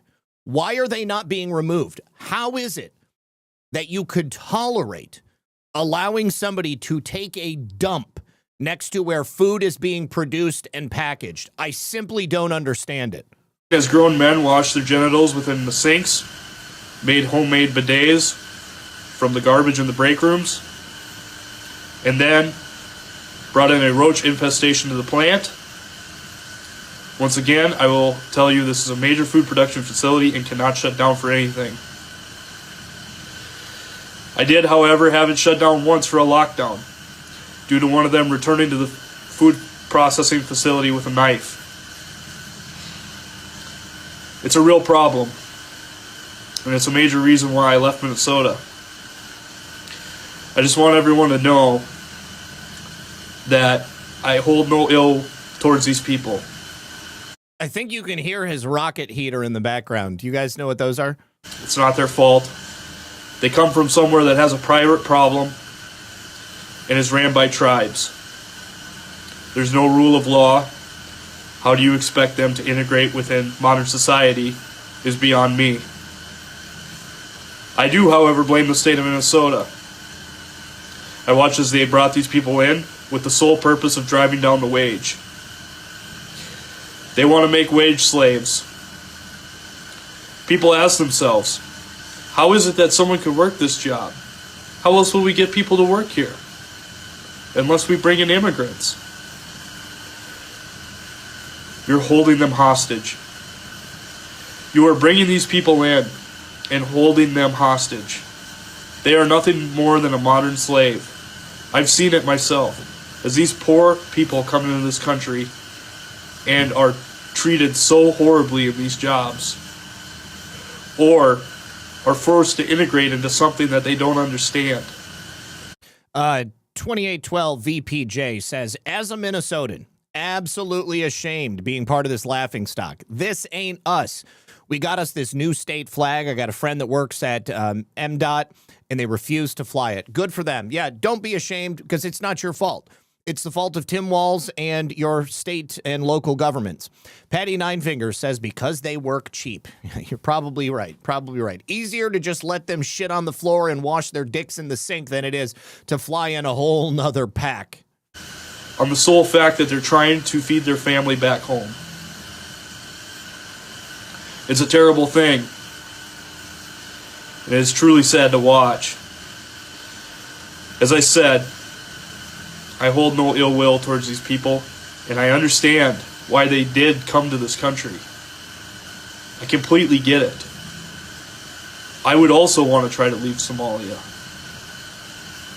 or Mexico, or wherever else these people come from.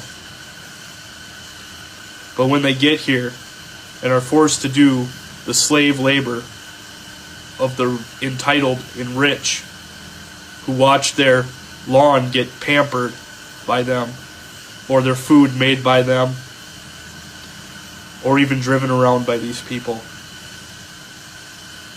it's wrong, and we all know it. And it's time to stand up and do something right about it. All right. Let me say thank you very much to... okay, got that one, got that one, got that one. No thanks, Joe says, once again, thank you, Zach, so much. Now, I'm a very patient person, and I understand that coming into a partially corrupt institution as the FBI would add up a lot of time to conclude, but more importantly, I bet that more than 75% of those whining and crying were too lazy to vote last election. Very likely. FilterDog1 says, why are they all community organizers? It's because that's where the money is.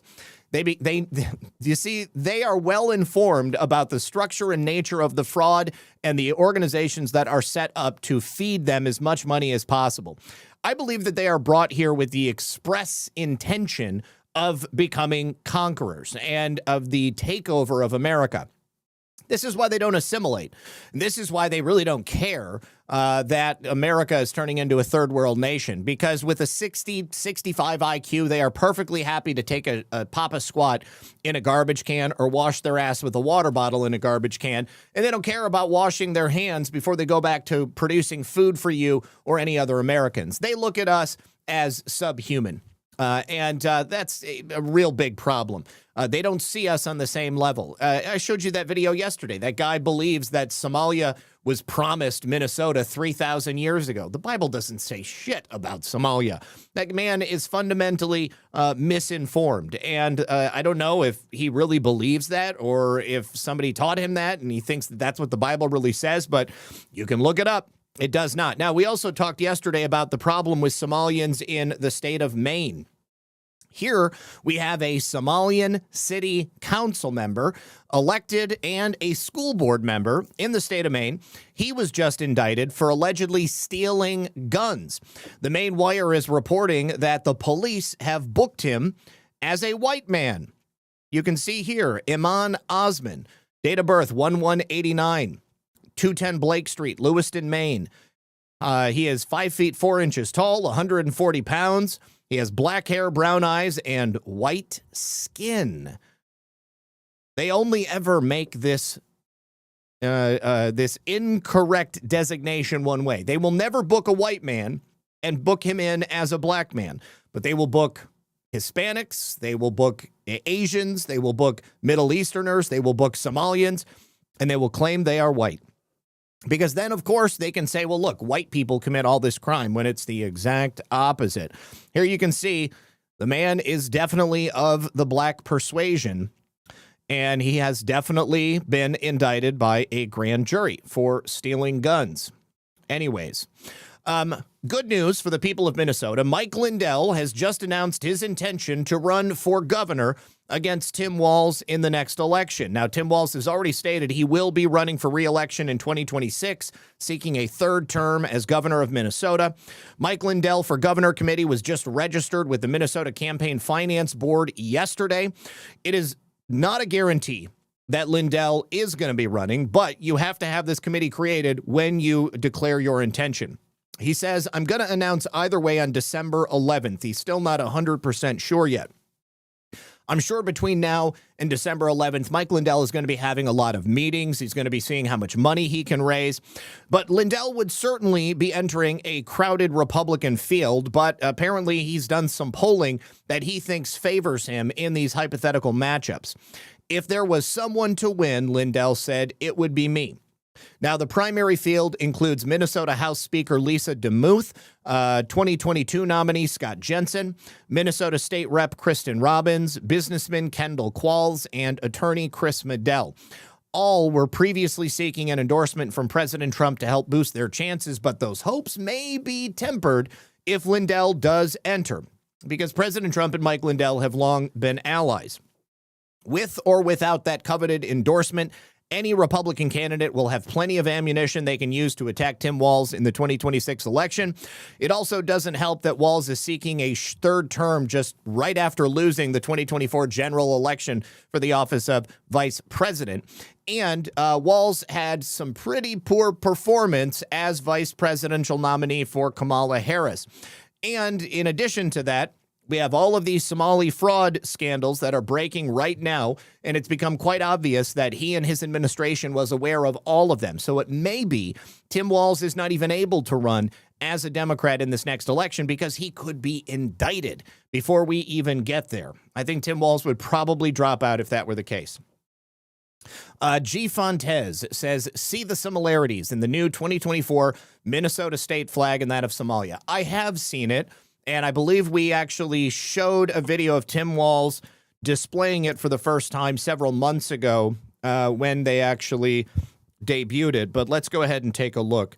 Tim Walz new Minnesota flag. Okay, here is Tim Walz showing off the new Minnesota flag. There's the old Minnesota flag. Beautiful. Looks like a flag for a state. And here is the new Somali flag for Minnesota. I mean, the Minnesota flag. There, that's better. All right, ready. Such a dork. Okay, and here is the new Minnesota flag, and here is a series of old Somalia flags. And look at this. They basically, these are all for different states. This is Galmudug State, Puntland State, and Katumo State. All very similar to the new Minnesota flag. Yep. All right, you guys. One final message from our friends over here on Rumble. You guys, new research is showing that over 80% of Americans and 3/4 of Trump voters support America First international assistance. According to a new poll by McLaughlin, that's one of President Trump's favorite pollsters, Americans across the country support assistance designed to root out fraud, tamp down terrorism, and secure our borders, also supporting our small farmers and feeding starving children. And over 70% of Trump voters believe that President Trump should win the Nobel Prize if he creates a world where almost no child starves to death. This is the type of assistance we can get behind. Many people will try to stop him, but only President Trump can turn America First international assistance into a reality. And if he does that, a Nobel Prize is in his future. To learn more, you can use that QR code on screen or visit the link in the chat or the description below. Thank you very much. And we will... I forgot to turn that off. All right. So final story here. The story that Emerald Robinson has been debuting over the course of the last week has to do with the use of the CIA and elements within Venezuela to control elections. I haven't really covered it because, as far as I'm concerned, it hasn't really been any new information. It has been a lot of personal stories from Patrick Byrne talking about, a lot of the things that we've already kind of gone over the last 5 years. But this is a much bigger deal. So Hugo Caraval Barrios. He is a former 3-star Venezuelan general and the director of military intelligence. He has issued a sweeping confession from federal prison that validates President Trump's aggressive stance on election security, targeting Smartmatic, which is, of course, a Venezuelan company that is now multinational and integrated into electronic voting machines all over the country. Caravallo has had testimony that was revealed in a private sense not that long ago. We talked about it at that time. At least I'm assuming it's the same guy because his identity was obscured at that time. But the testimony from Caraval alleges that the operations in Venezuela are not just against Venezuelan drug traffickers, but are a targeted way for President Trump to get into Venezuela and to take out the election security, the election inferiority machine that exists there. Now, just because it is taking place there doesn't necessarily mean, as I said earlier in the show, that Maduro is 100% in control of it. I believe the CIA 100% has their fingers in election fraud and election theft. I think they have for many years, in the same way that I believe they have their hands in drug trafficking and a host of other things, child trafficking, weapons trafficking, et cetera, et cetera. But since 2021, over 200, okay, so Caraval had said, I support President Trump and his policy towards Venezuela. The regime I served is not merely hostile. It's at war with you, using drugs, gangs, espionage, and your own democratic processes as weapons. So he directly addresses election security in his confession, and he states that Smartmatic, the company whose technology is incorporated with all of our electronic voting machines, Dominion, ESNS, and Hart InterCivic systems, was created as an electoral tool by the Venezuelan regime. All 3 tabulator systems are used in Michigan elections and nationwide. So what remains to be seen is what the administration does with this information. Any way you slice it, it would appear that we are about to enter Venezuela in one form or another. Now, where is it? Right here. Okay, so yesterday, President Maduro spoke at an event, and he said that he just had a call with President Trump. President Trump has made mention of his private conversations with Maduro on a number of occasions recently. I personally believe that the interdiction of drugs affords us the ability to go into Venezuela and take out a much larger criminal component. My stance on Maduro is less secure. I don't know exactly where he stands with all of this, but the public statements appear to be indicating that there is a personal relationship with Donald Trump, that there is communication going on, and that Maduro doesn't seem to be that interested in maintaining the drugs in his country. Take a listen. I'm going to have to translate. Yo tuve una llamada y conversé con el presidente de Estados Unidos, Donald Trump. Oh, you know what? I'm sorry. They don't do subtitles. They just give a quote. So he says, I received a call and I spoke with President of the United States, Donald Trump. Again, this was from yesterday. I can say the conversation was respectful in tone. I can even say it was cordial between the President of the United States and the President of Venezuela. I will say more. If that call means that steps are being taken towards a respectful dialogue between states from country to country, then dialogue is welcome, diplomacy is welcome, because we will always seek peace. So, looks like CanCon requested an English transcript of the video, and it would appear that the transcript that was given in the tweet is exactly what Maduro says in the video.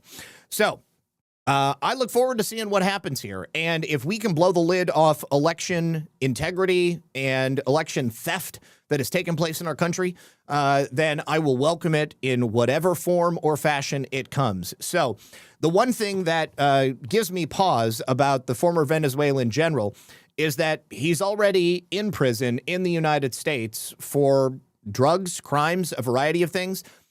We have to make sure that he's not just trying to save his own ass and get out of prison, as it would appear the Biden administration allowed those Honduran drug dealers to do when they indicted the president of Honduras. But I believe the president and the DOJ are savvy enough to determine whether or not that's the case. So I look forward to seeing what comes next from that.